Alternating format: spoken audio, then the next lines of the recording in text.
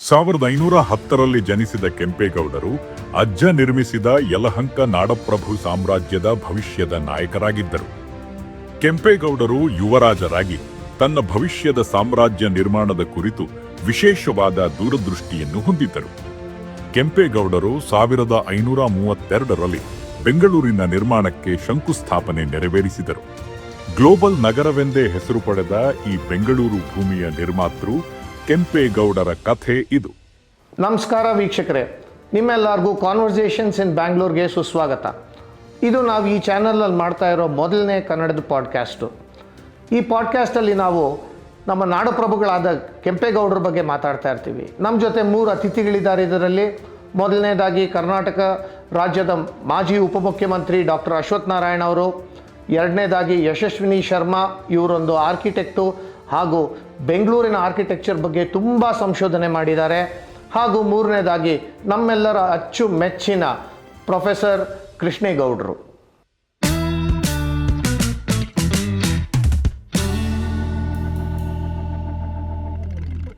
ನಮಸ್ಕಾರ. ನಮ್ಮ ಜೊತೆ ಇವತ್ತು ಯಶಸ್ವಿನಿ ಶರ್ಮಾ ಮೇಡಮ್ ಇದ್ದಾರೆ, ನಿಮಗೆಲ್ಲ ಗೊತ್ತಿರೋರು ಅಶ್ವಥ್ ನಾರಾಯಣ್ ಸರ್ ಇದ್ದಾರೆ.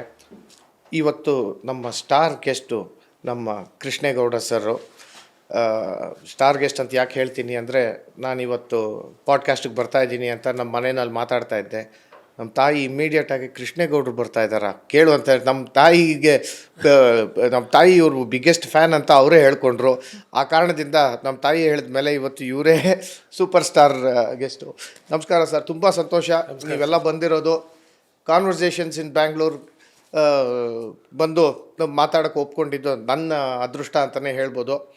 ಇದು ನಮ್ಮ ಬೆಂಗಳೂರಲ್ಲಿ ನಡೀತಾ ಇರೋ ಕಾನ್ವರ್ಸೇಷನ್ಸ್ ಇನ್ ಬ್ಯಾಂಗ್ಳೂರ್ ಅನ್ನೋ ಚಾನಲ್ನಲ್ಲಿ ಮೊದಲನೇ ಕನ್ನಡ ಪಾಡ್ಕ್ಯಾಸ್ಟ್ ಇದು.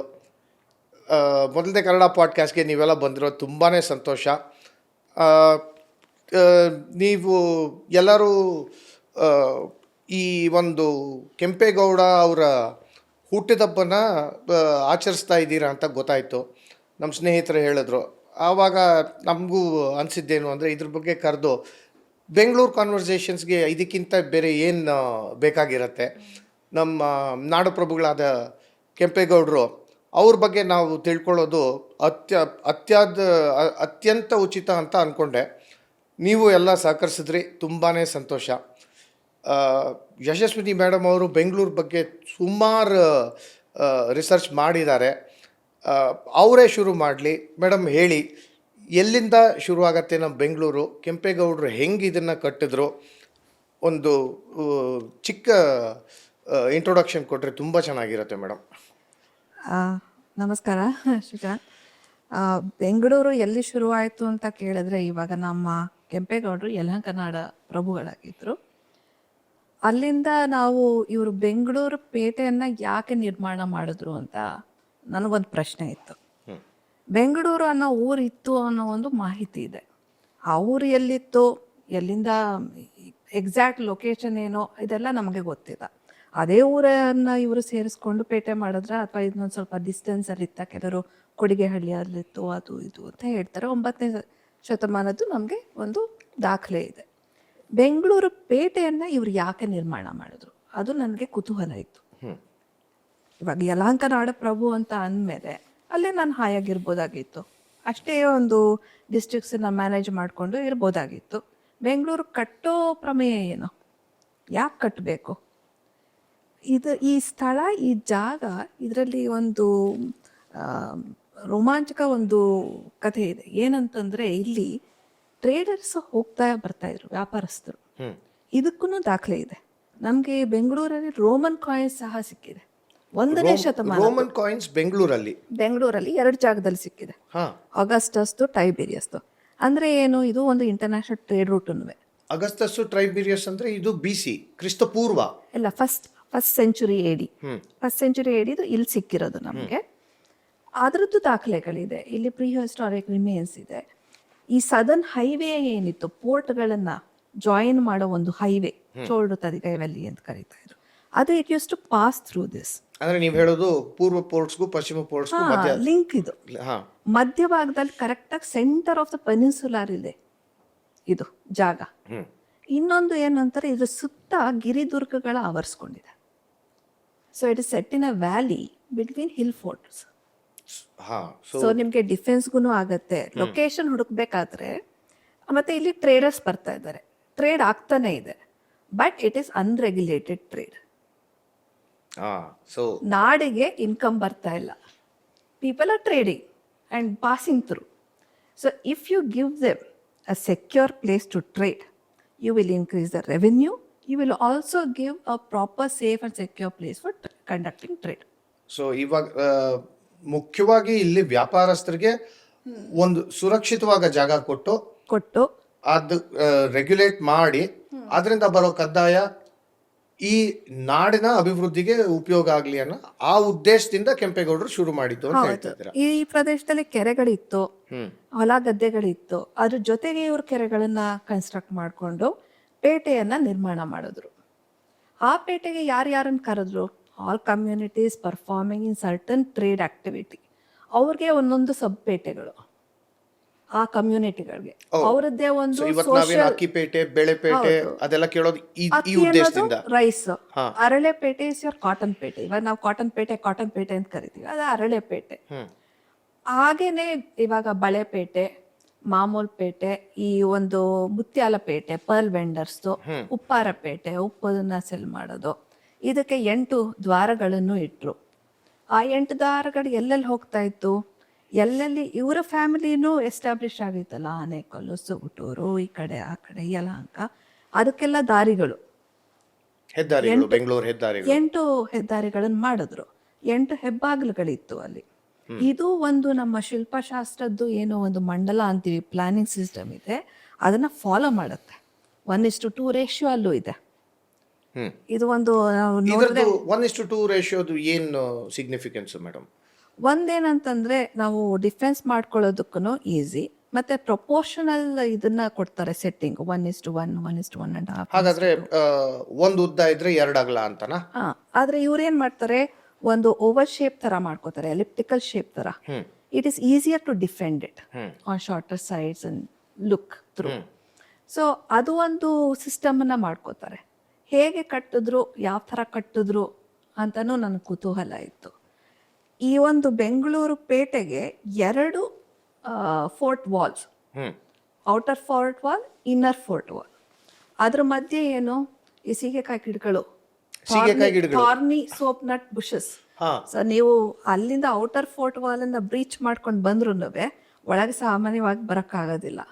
ಸೀಗೆಕಾಯಿ ಮರಗಳನ್ನ ದಾಟಬೇಕು. ಆಮೇಲೆ ಇನ್ನೊಂದು ಗೋಡೆ, 2 ಗೋಡೆ ಇರುತ್ತೆ. ಸೊ ಇದ್ರ ಸುತ್ತನೂ ಕಂದಕ ಇದೆ. ಈ ಕೆರೆಗಳಿಂದ ನೀರು ಏನು ಸರ್ಪ್ಲಸ್ ಇದೆ, ಈ ಕಂದಕನು ಫೀಡ್ ಮಾಡುತ್ತೆ. ಮೋಟ್ ಅಂತ ಅಂತಾರೆ. ಕೆಳಗಡೆ ಇನ್ನೊಂದು ಕೆರೆ to receive the water, following the terrain of the land. ಅಷ್ಟು ಇಂಟೆಲಿಜೆಂಟ್ ಪ್ಲಾನಿಂಗ್ ಸಿಸ್ಟಮ್. ಮತ್ತೆ ನಮ್ಮಲ್ಲಿ ಇವಾಗ ಶಿಲ್ಪಶಾಸ್ತ್ರದಲ್ಲಿ ಕರ್ತರಿ ದಂಡಕ ಅಂತ ಕರೀತಾರೆ, cross axial plan. Same cross axial plan ಮಾಡಿಕೊಂಡು ಗ್ರಿಡ್ ಪ್ಲಾನಿಂಗ್ ಸಿಸ್ಟಮ್ ಅಲ್ಲಿ ಇದನ್ನ ಒಂದು ಇಂಪ್ಲಿಮೆಂಟ್ ಮಾಡಿದ್ರು. ಮತ್ತೆ ಸಬ್ಪೇಟೆಗಳು ಇವಾಗ ಒಂದೊಂದು ಟ್ರೇಡ್ ಮಾಡಿದ್ರು, ಸುಮ್ಮನೆ ಮಾಡ್ಬಿಡ್ತಾ ಇರಲಿಲ್ಲ. ಅವ್ರಿಗೆ ಒಂದು ಸೋಷಿಯಲ್ ನೋಡನ್ನು ಕ್ರಿಯೇಟ್ ಮಾಡ್ತಾ ಇದ್ರು, ಅಲ್ಲಿ ಒಂದು ಕಲ್ಚರಲ್ ನೋಡ್.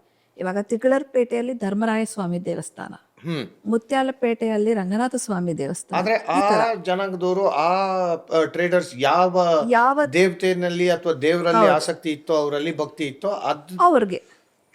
ಸೊ ಸುಮ್ಮನೆ ನಾನೊಂದು ನೇಬರ್ಹುಡ್ ಕ್ರಿಯೇಟ್ ಮಾಡ್ಬಿಟ್ರೆ ಅದು ಸಾಕಾಗಲ್ಲ. ಅವ್ರಿಗೆ ಏನೇನು ಬೇಕೋ ಅದನ್ನೆಲ್ಲ ಅನುಕೂಲ ಮಾಡ್ಕೊಡ್ಬೇಕಲ್ವಾ. ಸೊ ತುಳಸಿ ತೋಟನೂ ಇರ್ತಾ ಇತ್ತು, ಏನೇನು ನಮಗೆ ಬೇಕು. ಸೋಪ್ನಟ್ ಹೆಡ್ಜ್ ಅಂತಂದ್ರೆ ನಮಗೆ ಅದನ್ನ ಬಳಸ್ಕೋತೀವಿ. ನಮ್ಮಲ್ಲಿ ವನಗಳು ಏನ್ ಮಾಡಿದ್ರು, ಉದ್ಯಾನವನಗಳು, it was not just for visual appeal, ಇಲ್ಲ ಕನ್ಸ್ಟ್ರಕ್ಷನ್, ಯುಟಿಲಿಟಿ ಕಾರಣ ಇರಲೇಬೇಕು, ಯುಟಿಲಿಟಿ ಇತ್ತು. ಹೀಗೆ ಅವರು ನಿರ್ಮಾಣ ಮಾಡ್ಕೊಂಡು ಬರ್ತಾರೆ. ಆಮೇಲೆ ಅವ್ರ ಮಗ ಇದು ವಾಚ್ ಟವರ್ಸನ್ನು ಕಟ್ತಾರೆ. ಮುಂಚೆನೆ ದುರ್ಗಗಳಿತ್ತು. ಸೊ ನಮಗೆ ವಾರ್ನಿಂಗ್ ಸಿಸ್ಟಮು ಸಿಕ್ಬಿಡತ್ತೆ. ಯಾವುದೇ ಎನಿಮಿ ಆಗಲಿ, ಡಕಾಯಿತ ಆಗಲಿ, ಯಾರು ಬಂದ್ರೂ ವಾರ್ನಿಂಗ್ ಸಿಸ್ಟಮ್ ಇದೆ ನಮಗೆ. ಸೊ ದಂಡನ್ನ ರೆಡಿ ಮಾಡ್ಕೋಬಹುದು. ಈ ತರ ಒಂದು ಒಳ್ಳೆ ಯೋಜನೆ ಮಾಡಿದ್ರು ಅವರು, ಒಂದು ಸುಸ್ಥಿರ ಯೋಜನೆ ಮಾಡಿದ್ರು. ಸೊ ಆಗಿನ ಕಾಲದಲ್ಲಿ ಮಹಾಪುರುಷ ಅಂತಾನೆ ಹೇಳ್ಬೋದು, ಡೆಫಿನೆಟ್ ಆಗಿ ಹೇಳ್ಬೋದು. ದೂರದೃಷ್ಟಿ ಇದ್ದ ಮಹಾಪುರುಷ. ಅಲ್ಲ ಇಷ್ಟೊಂದು ನಮಗೆ ಗೊತ್ತೂ ಇರಲಿಲ್ಲ, ವೀಕ್ಷಕರಿಗೆ ಗೊತ್ತಿರುತ್ತೋ ಏನೋ. ಆದರೆ ಬೆಂಗಳೂರು ನಾವಿವಾಗ ಒಂದು ಹಿಲ್ ಸ್ಟೇಷನ್ ಅಂತ ಹೇಳ್ಕೊತಾ ಇದ್ವಿ, ನಾವು ಹಿಲ್ ಸ್ಟೇಷನ್ ಅಂತ. ಆದರೆ ಇದು ಹಿಲ್ ಸ್ಟೇಷನ್ ಅಲ್ಲ, ಮಲ್ಟಿಪಲ್ಸ್ ಹಿಲ್ ಮಧ್ಯ ಇರೋ ಒಂದು ವ್ಯಾಲಿ ಬೆಂಗಳೂರು ಅಂತ ನನಗೆ ಇವಾಗಲೇ ಗೊತ್ತಾಗ್ತಾ ಇರೋದು. ಅಶ್ವಥ್ ನಾರಾಯಣ್ ಸರ್, ಒಬ್ಬ ರಾಜಕಾರಣಿಯಾಗಿ ಅದು ಬೆಂಗಳೂರಲ್ಲಿ ನಿಮ್ಮ ಕಾರ್ಯ ನಡೆಸ್ತಾ ಇದ್ದೀರಾ ನೀವು, ನಿಮಗಿದು ಗೊತ್ತೇ ಇರುತ್ತೆ. ಬಟ್ ಒಬ್ಬ ನಾಡಪ್ರಭು, ನಮ್ಮ ನಾಡಪ್ರಭುಗಳು ಈ ರೀತಿ ಒಂದು 16ನೇ ಶತಮಾನದಲ್ಲಿ ಎಲ್ಲೋ ಕೂತ್ಕೊಂಡು ಈ ರೀತಿ ಬೆಂಗಳೂರನ್ನ ಕಟ್ತೀನಿ, ಇವತ್ತು ಇಷ್ಟು ಅಭಿವೃದ್ಧವಾಗಿದೆಯಲ್ಲ ಬೆಂಗಳೂರು. ನಿಮಗೆ ರಾಜಕಾರಣದ ದೃಷ್ಟಿಯಿಂದ ನಮ್ಮ ನಾಡಪ್ರಭುಗಳನ್ನ ಹೆಂಗೆ ನೋಡ್ತೀರಾ? ಇದು ಒಂದು ಮುಖ್ಯವಾಗಿ ನಮ್ಮ ಪೂರ್ವಿಕರೆಲ್ಲ ನಾವು ಮಾಗಡಿಯ ಒಂದು ಸ್ಥಳಕ್ಕೆ, ಆ ಭಾಗಕ್ಕೆ ಸೇರಿರೋದು. ಒಂಥರ ಕೂತ್ರೆ ನಿಂತರೆ ಯಾವಾಗಲೂ ಮಾಗಡಿ ಕೆಂಪೇಗೌಡರ ಬಗ್ಗೆನೇ ನಾವು ಕೇಳ್ತಾ ಇರೋ. ಸೊ ಹಾಗಾಗಿ ತಲಾಂತರದಿಂದನೂ ಮನೆ ಸುತ್ತಮುತ್ತ ಯಾರು ಕೇಳಿದ್ರು ಕೆಂಪೇಗೌಡ, ಇನ್ನೊಬ್ಬರು ಮತ್ತೊಬ್ಬರು. ಈಗಲೂ ಕೆಂಪೇಗೌಡರು ತುಂಬ ಜನ ಇದ್ದಾರೆ. ಕೆಂಪೇಗೌಡರು ಹಿರಿಯರಿಲ್ಲದೆ ಇದ್ರೂ ಎಲ್ಲರೂ ಬೇರೆ ಬೇರೆಯವರೆಲ್ಲ ಅವ್ರ ಹೆಸರು ಇಟ್ಕೊಂಡಿರೋಂಥದ್ದು ಒಂಥರ ಪ್ರೇರೇಪಣೆ. ದಂತಕ ಅವರ ಕಥೆಗಳು, ಯಾವ ರೀತಿ ಅವರ ಆಡಳಿತ, ಅವರ ಭಾವನೆಗಳು, ಅವರ ನಡವಳಿಕೆಗಳು, ಜನಪರವಾಗಿದ್ದಂಥ ಕಾರ್ಯಗಳು, ಇವೆಲ್ಲ ಯಾವಾಗಲೂ ಪ್ರೇರೇಪಣೆದಾಯಕವಾಗಿ ನಾವು ಕೇಳ್ತಿದ್ದಂಥದ್ದು, ಹಿರಿಯರಿಂದ ಕೇಳ್ಕೊಂಬರ್ತಿದ್ದು. ಹಾಗಾಗಿ ನಮ್ಮ ಕಣ್ಣು ಮುಂದೆನೋ ಎಲ್ಲ ಒಂದು ಕಡೆ ನಮ್ಗೆ ಯಾವುದು ಕಾಣದಂಥದ್ದೇನೆಲ್ಲ. ಇವತ್ತು ಮಾಗಡಿಗೆ ಹೋದರೆ ಮಾಗಡಿ ಕೋಟೆ ನೋಡ್ತಿತ್ತು. ಈ ರೀತಿ ಪೇಟೆಗಳು ಕೇಳ್ತಿರೋ, ಬೆಂಗಳೂರಿನಲ್ಲಿ ಅಂದರೆ ಪೇಟೆಗಳು ಕೇಳೋವು. ಮತ್ತು ಅವ್ರು ಮಾಡಿದಂಥ ಪುಣ್ಯ ಕಾರ್ಯಗಳು, ಯಾಕೆಂದರೆ ನಮ್ಮೆಲ್ಲ ಬಯಲುಸೀಮೆಗಳು, ನೀರಿಗಾಗಿ ಹಾಹಾಕಾರ. ನಮ್ಗೆ ಯಾವುದು ನದಿಗಳು ಇನ್ನೊಂದು ಮತ್ತೊಂದಿರಲ್ಲ. ಈ ಕಷ್ಟಕರವಾದಂಥ ವಾತಾವರಣದಲ್ಲಿ ಅವ್ರು ಮಾಡಿದಂಥ ಪ್ರತಿಯೊಂದು ಕೆಲಸಗಳು ನಮಗೆಲ್ಲ ಒಂಥರ ಇನ್ಸ್ಪಿರೇಷನ್ ಇರೋದು. ಮತ್ತು ಮೋರ್ಸೋ ನಾನು ಬೆಂಗಳೂರಿನಲ್ಲಿ ಹುಟ್ಟು ಬೆಳೆದಿರೋಂಥ ವ್ಯಕ್ತಿ. ಹಾಗಾಗಿ ನಾನು ಬೆಂಗಳೂರಿನಲ್ಲಿ ನೋಡಿದಾಗ ಇಂಥ ಒಂದು ಸಮೃದ್ಧಿ ನಗರ, ನಮಗೆ ನಮ್ಮ ನಗರ ಅಂದಾಗ ಭಾಳ ಹೆಮ್ಮೆ. ಅದರ ಸಂಸ್ಥಾಪಕ, ಅದರಲ್ಲೂ ನಾನು ಈಗ ಚುನಾಯಿತ ಪ್ರತಿನಿಧಿಯಾಗಿರೋನು, ಹೇಗೆ ಸೆಲೆಬ್ರೇಟ್ ಮಾಡಬೇಕು ಒಂದು ನಗರ ಸಂಸ್ಥಾಪಕ ಅಂದಾಗ any founder of the city ನಾವು ಫಸ್ಟು ಗೌರವಿಸೋದು, ಗ್ರ್ಯಾಟಿಟ್ಯೂಡ್ ತೋರಿಸ್ಬೇಕಾಗಿರೋದು ಯಾರು? ಒಬ್ಬ ಸಂಸ್ಥಾಪಕ ಮತ್ತು ಅವರ ಕಲ್ಪನೆ. ಮತ್ತು ಇವತ್ತಿಗೂ ಕಲ್ಪನೆ ಏನು, ನಗರ ಅಂದರೆ ಹೇಗೆ ಇರಬೇಕು ಅನ್ನೋದಕ್ಕೆ ನಮಗೆ ಮಾದರಿ. ಇವತ್ತಿಗೂ ನಾವು ಸುಸ್ಥಿರತೆ ಅನ್ನೋಂಥದ್ದು ಎಲ್ಲೋ ಒಂದು ಕಡೆ ಸಸ್ಟೈನಬಿಲಿಟಿ ಅನ್ನೋಂಥದ್ದು ಇನ್ನೂ ಅರ್ಥ ಮಾಡ್ಕೊಂಡಿಲ್ಲ. ನಮ್ಮ ವ್ಯವಸ್ಥೆಯಲ್ಲಿ ಏನೋ ಒಂದು ಬಿಟ್ಸ್ ಆ್ಯಂಡ್ ಪೀಸಸ್ನಲ್ಲಿ ಏನೋ ಒಂದು ಮಾಡ್ತಾ ಇರ್ತೀವಿ. ಸೊ ಕಾಂಪ್ರಿಹೆನ್ಸಿವ್ ಆಗಿ ಒಂದು ಸಿಟಿ ಸಸ್ಟೈನ್ ಆಗಬೇಕು ಅಂದರೆ ಒಂದು ಪ್ರಕೃತಿ, ಪರಿಸರ, ಕಸ ವಿಲೇವಾರಿಯಿಂದ ಹಿಡಿದು safety, security, urban planning.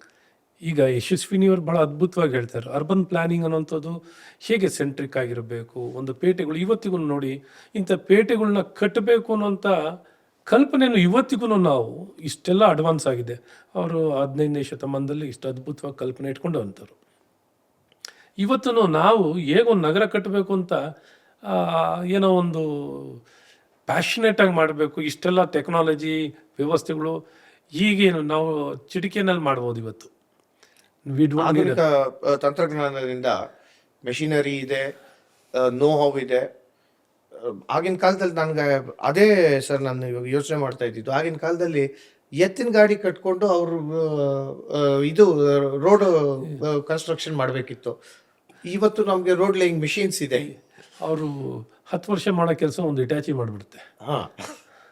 So ಇವತ್ತಿಗೂ ನಾನು ಹೇಳೋದು, ಇವತ್ತಿಗೂ ಒಂದು ಫ್ಲಡ್ ಆಗೋದಾಗಲಿ ಅಥವಾ ಒಂದು ಏರಿಯಾ, ಒಂದು ಪ್ಲ್ಯಾನಿಂಗು, ಒಂದು ಬದುಕನ್ನು ಎಲ್ಲ ಜನಾಂಗದ ಎಲ್ಲ ಜನರಿಗೂ ಹೀಗೆ ತಮ್ಮ ವೃತ್ತಿ ಆಧಾರಿತವಾಗಿ ಸೇವೆಗಳನ್ನ ಕೊಡಲಿಕ್ಕೆ ಈ ರೂಪಿಸಿರೋಂಥದ್ದು ಅವೈಲೇಬಿಲಿಟಿ. ಯಾವುದಕ್ಕೂ ಇವತ್ತು ಆತ್ಮನಿರ್ಭರ ಭಾರತ್ ಮಾತಾಡ್ತಿದ್ದೀವಿ, ಸ್ವಾವಲಂಬನೆಗಳ ಬಗ್ಗೆ ಮಾತಾಡ್ತೀವಿ. ಈ ಸ್ವಾವಲಂಬನೆಗಳನ್ನು ಹೇಗೆ ಕಾಣ್ಬೋದು ಅನ್ನೋದಕ್ಕೆ ಯಾವಾಗಲೂ ಕೃಷ್ಣಗೌಡರು ಇರ್ತಾರೆ. ಕೋಟೆ, ಪೇಟೆ, ಉದ್ಯಾನವನ, ದೇವಸ್ಥಾನ, ಸಾಂಸ್ಕೃತಿಕವಾಗಿ ಈ ರೀತಿ ಹಲವಾರು ವಿಚಾರಗಳನ್ನು ಒಳಗೊಂಡಾಗ ನನಗೊಬ್ಬ, ಈಗ ಜನರು ನಮ್ಗೆ ಯಾವಾಗಲೂ ಒಬ್ಬ ಚುನಾಯಿತ ಪ್ರತಿನಿಧಿ ಆದಾಗ ನಮ್ಗೆ ಯಾವಾಗಲೂ ಕಾಡ್ತಾ ಇರುತ್ತೆ, how to celebrate the success of the city, how to send a message. ನಿಜಕ್ಕೂ ಬೆಂಗಳೂರು ಏನು ಅಂತ ತುಂಬ ಜನಕ್ಕೆ ಗೊತ್ತಿಲ್ಲ. ನಿಜವಾದ ಬೆಂಗಳೂರಿನ ಶಕ್ತಿ ಏನು ಅಂತ, ನಮ್ಮ ನೆಲದ ಶಕ್ತಿ ಇವತ್ತು ಇಡೀ ದೇಶಕ್ಕೆ ಪ್ರಸ್ತುತವಾಗಿ ಒಂದು ನಂಬರ್ 1 ಸ್ಥಾನದಲ್ಲಿರುವಂಥದ್ದು ವಿಶ್ವದಲ್ಲಿ.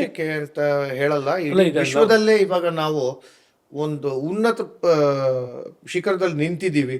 ಸಾಫ್ಟ್ವೇರ್ ಆಗಿರ್ಬೋದು, ನಾಲೆಡ್ಜ್ ಇರ್ಬೋದು, ನಾಲೆಡ್ಜ್ ಎಕಾನಮಿ ಇರ್ಬೋದು, ಬೆಂಗಳೂರು ಕೊಡ್ತಾ ಇರುವಂಥ ಕೊಡುಗೆ ತುಂಬಾ ಹೆಚ್ಚಿದೆ. ಇವತ್ತು ನಾವು IT ಕ್ಯಾಪಿಟಲ್ ಅಂತ ಕೇಳಿದ್ರೆ ಎರಡನೇ ಹಂತ ಬೆಂಗಳೂರಿಗಿದೆ.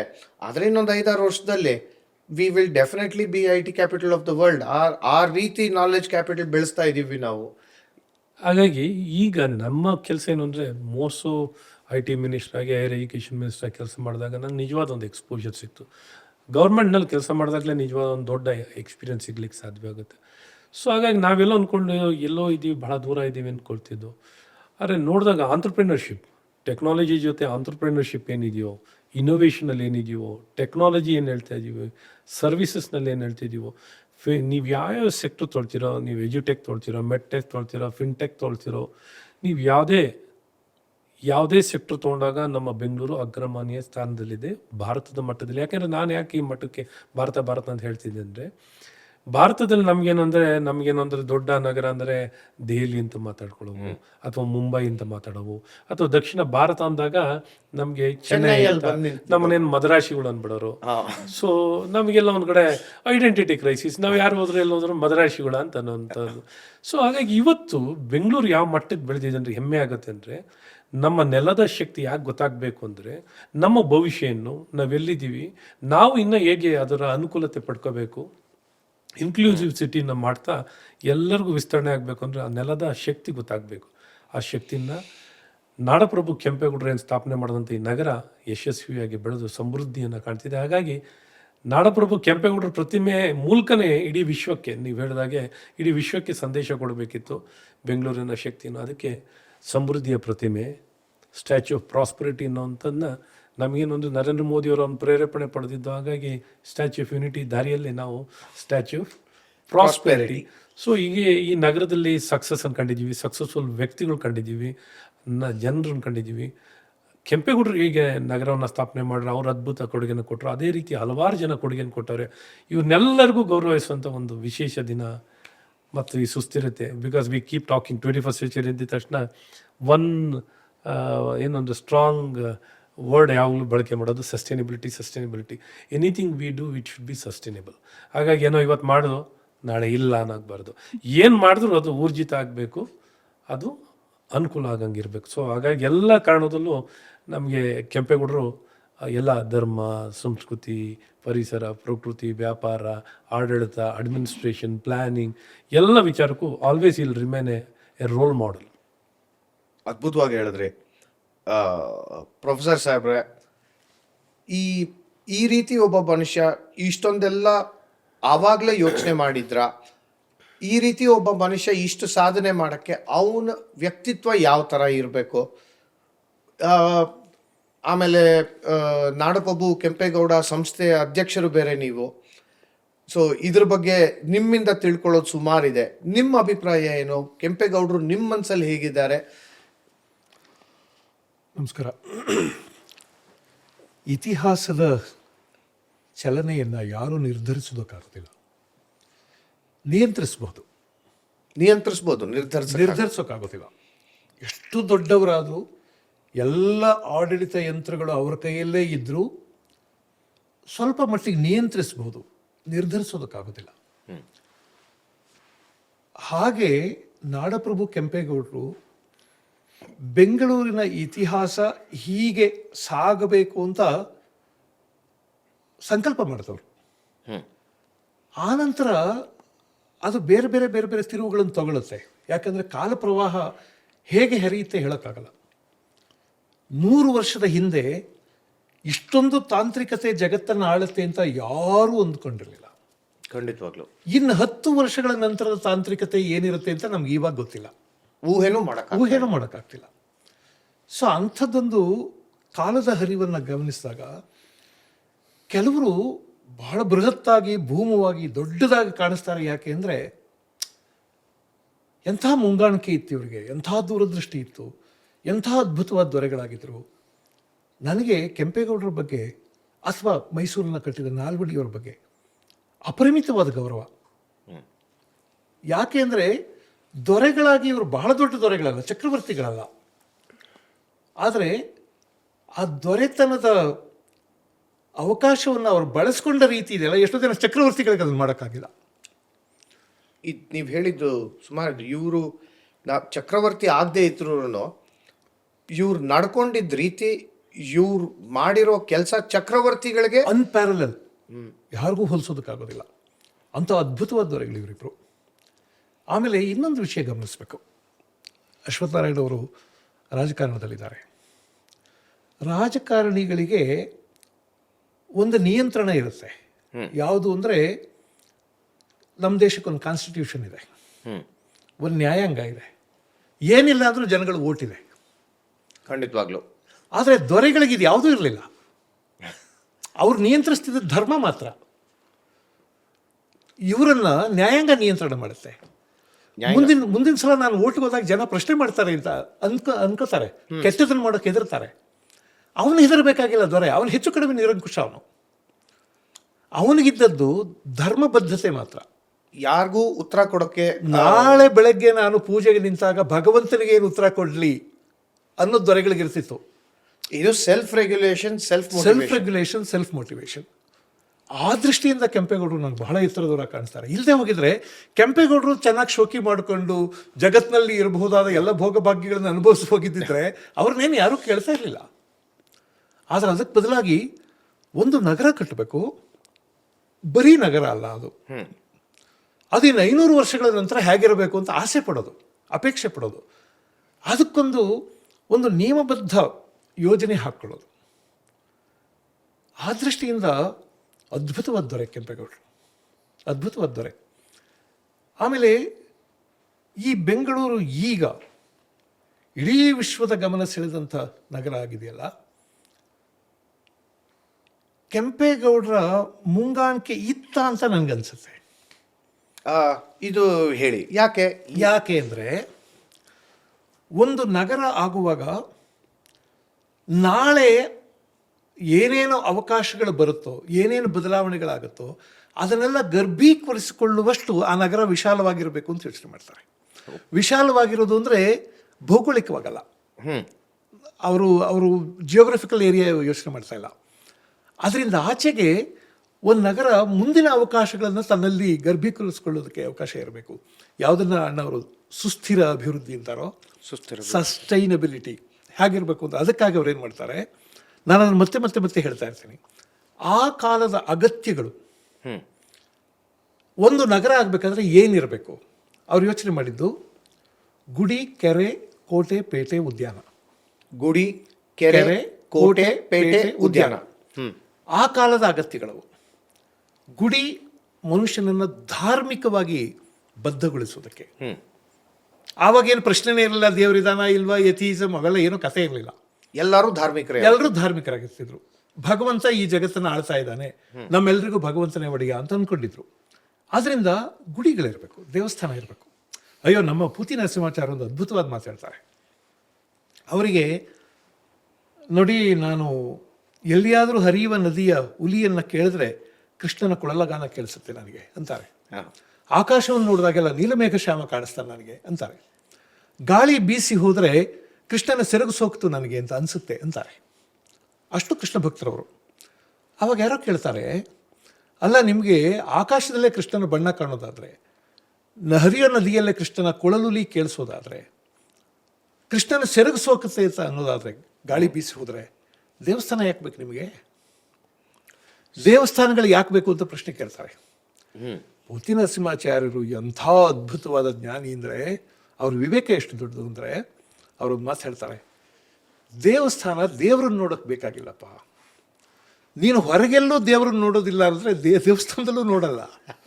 ಅಲ್ಲೂ ಏನೋ ಕಂಬ ಗಿಂಬ ನೋಡ್ಕೊಂಡು ಬರ್ತಾರೆ. ಸರಿಯಾದ ಮಾತಿದು.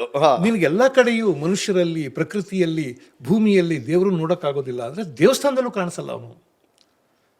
ದೇವಸ್ಥಾನ ಯಾಕೆ ಬೇಕು ಅಂದರೆ, ಈ ನಾನು ನಾನು ನಾನು ನಾನು ಅಂತ ಎದೆ ಎತ್ತಿ ತಲೆ ಎತ್ತಿ ಬೆರೀತಾರಲ್ಲ ಮನುಷ್ಯ, ಅವನ ತಲೆ ತಗ್ಸೋಕೊಂದು ಜಾಗ ಬೇಕು. ಅದಕ್ಕೆ ದೇವಸ್ಥಾನ. ದೇವಸ್ಥಾನದ ನಿಜವಾದ ಉಪಯೋಗ ಏನು ಅಂದರೆ, ತಲೆ ತಗದೇ ಇರೋನ್ನ ತಲೆ ತಗ್ಸೋ ಜಾಗ. ವಿನೀತನಾಗಿ ಬಾಳಬೇಕು ಮನುಷ್ಯ ಅಂತ. ನೋಡಿ, ನಮಗೆಲ್ಲ ನಮ್ಮ ವಿದ್ಯೆ, ನಮ್ಮ ಆಸ್ತಿ, ನಾವು ಗಳಿಸೋ ಹಣ, ನಮ್ಮ ಕಾರು, ನಮ್ಮ ಮನೆ, ಇವೆಲ್ಲ ನಮಗೆ ಗೊತ್ತಿಲ್ಲದಂಗೆ ಒಂದು ಅಹಂಕಾರ ಕೊಡ್ತವೆ.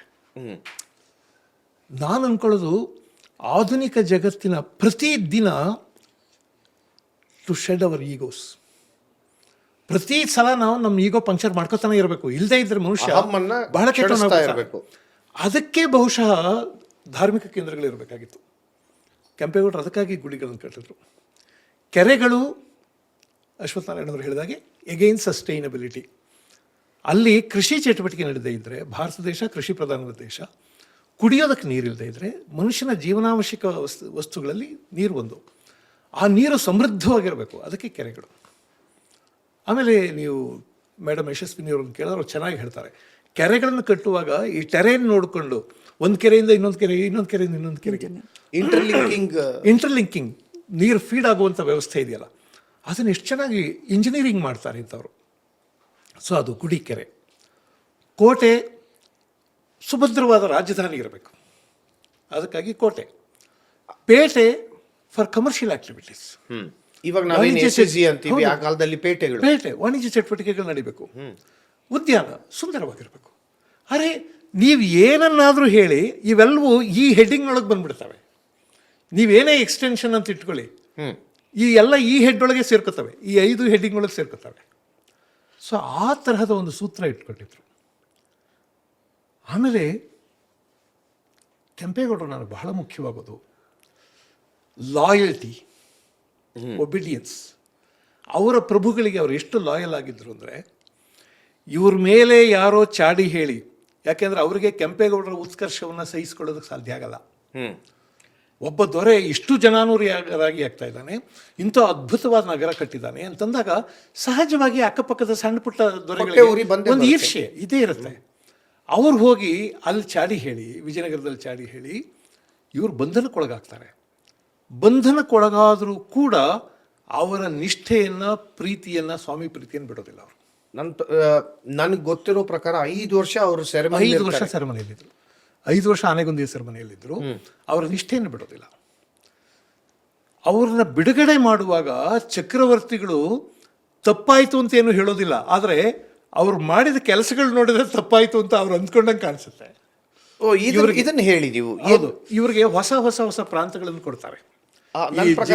ಹಲ್ಸೂರು, ಜಿಗಣಿ, ತಲಗಟ್ಟಪುರ, ಆನೆಕಲ್ಲು, ಈ ಎಲ್ಲ ಪ್ರಾಂತಗಳನ್ನು ಇವ್ರು ಕೊಡ್ತಾರಲ್ಲ. ಕೊಟ್ಟಿದ್ದು ಚಕ್ರವರ್ತಿ ನನ್ನ ತಪ್ಪಾಯ್ತಪ್ಪ ಅಂತ ಹೇಳಕ್ಕಾಗಲ್ಲ. ಆದ್ರಿಂದ ಇದು ಹಿಸ್ ವೆರಿ ಜನರಸ್ ಗೆಸ್ಚರ್. ಈ ಗೆಸ್ಚರ್ನಲ್ಲೇ ಇದೆ ಏನೋ ತಪ್ಪಾಗೋಗಿದೆ, ಇಂಥ ದೊಡ್ಡ ಮನುಷ್ಯನ ನಾನು ಅನ್ಯಾಯ ಮಾಡಿದ್ದೇನೆ ಅಂತ ಅಂದ್ಕೊಂಡಿದ್ದಾರೆ ಅಂತ. ಸೊ ಅವರ ಆಡಳಿತ ಪ್ರದೇಶವನ್ನು ಜಾಸ್ತಿ ಮಾಡಿದ್ದು ಒಂದು ಚಕ್ರವರ್ತಿ ತಪ್ಪು ಒಪ್ಕೊಂಡಿದ್ದು ಅನ್ನೋ ಸೂಚನೆನ ಬೇಡ. ನಾವು ತಪ್ಪು ಒಪ್ಕೊಂಡಿದ್ದು ಅಂತ ಹೇಳೋದು ಬೇಡ, ಅವರು ಪ್ರೊನೌನ್ಸ್ ಮಾಡಿಲ್ಲ, ನಾವು ಮಾಡೋದು ಬೇಡ. ಆದರೆ ಅವರು ಮಾಡಿದ ಗೆಸ್ಚರ್ ಇತ್ತಲ್ಲ, ಅದು ನೋಡಿದ್ರೇ ಅವ್ರ ಮನಸ್ಸಿಗೆ ಅನಿಸಿದೆ ಏನೋ ಆಗಬಾರ್ದಾಗಿದೆ ಅಂತ ಅನಿಸಿದೆ. ಅದಕ್ಕೆ ಕಾರಣ ಕೆಂಪೇಗೌಡರ ನಡವಳಿಕೆ. ಆಮೇಲೆ ಹುಟ್ಟ ಶೂರ ಕೆಂಪೇಗೌಡರು, ಬಹಳ ಶೂರ. ಕೃಷ್ಣದೇವರಾಯ ಪಟ್ಟಾಭಿಷಿಕ್ತರಾದ 1 ವರ್ಷಕ್ಕೆ ಇವರು ಹುಟ್ಟುತ್ತಾರೆ. 5-6ನೇ ವಯಸ್ಸಿನಲ್ಲಿದ್ದಾಗ ವಿಜಯನಗರದ ದಸರಾ ನೋಡೋದಕ್ಕೆ ಹೋಗ್ತಾರೆ. 5-6 ಚಿಕ್ಕ ಹುಡುಗ ವಯಸ್ಸಿನಲ್ಲಿ ಅವ್ರ ತಂದೆ ಜೊತೆ ಹೋಗ್ತಾರೆ. ಹೋದಾಗ ವಿಜಯನಗರದ ವೈಭವವನ್ನು ಕಣ್ಣು ತುಂಬ್ಕೋತಾರೆ. ಅದಾದಮೇಲೆ ಆವಾಗ ವಿಜಯನಗರಕ್ಕೆ ಹೋಗ್ತಾ ಇರ್ತಾರೆ. ಒಂದ್ಸಲ ಜಟ್ಟಿ ಕಾಳಗದಲ್ಲಿ ಭಾಗವಹಿಸಿದ್ರು ಅನ್ನುವಂಥ ಉಲ್ಲೇಖಗಳೆಲ್ಲ ಇವೆ.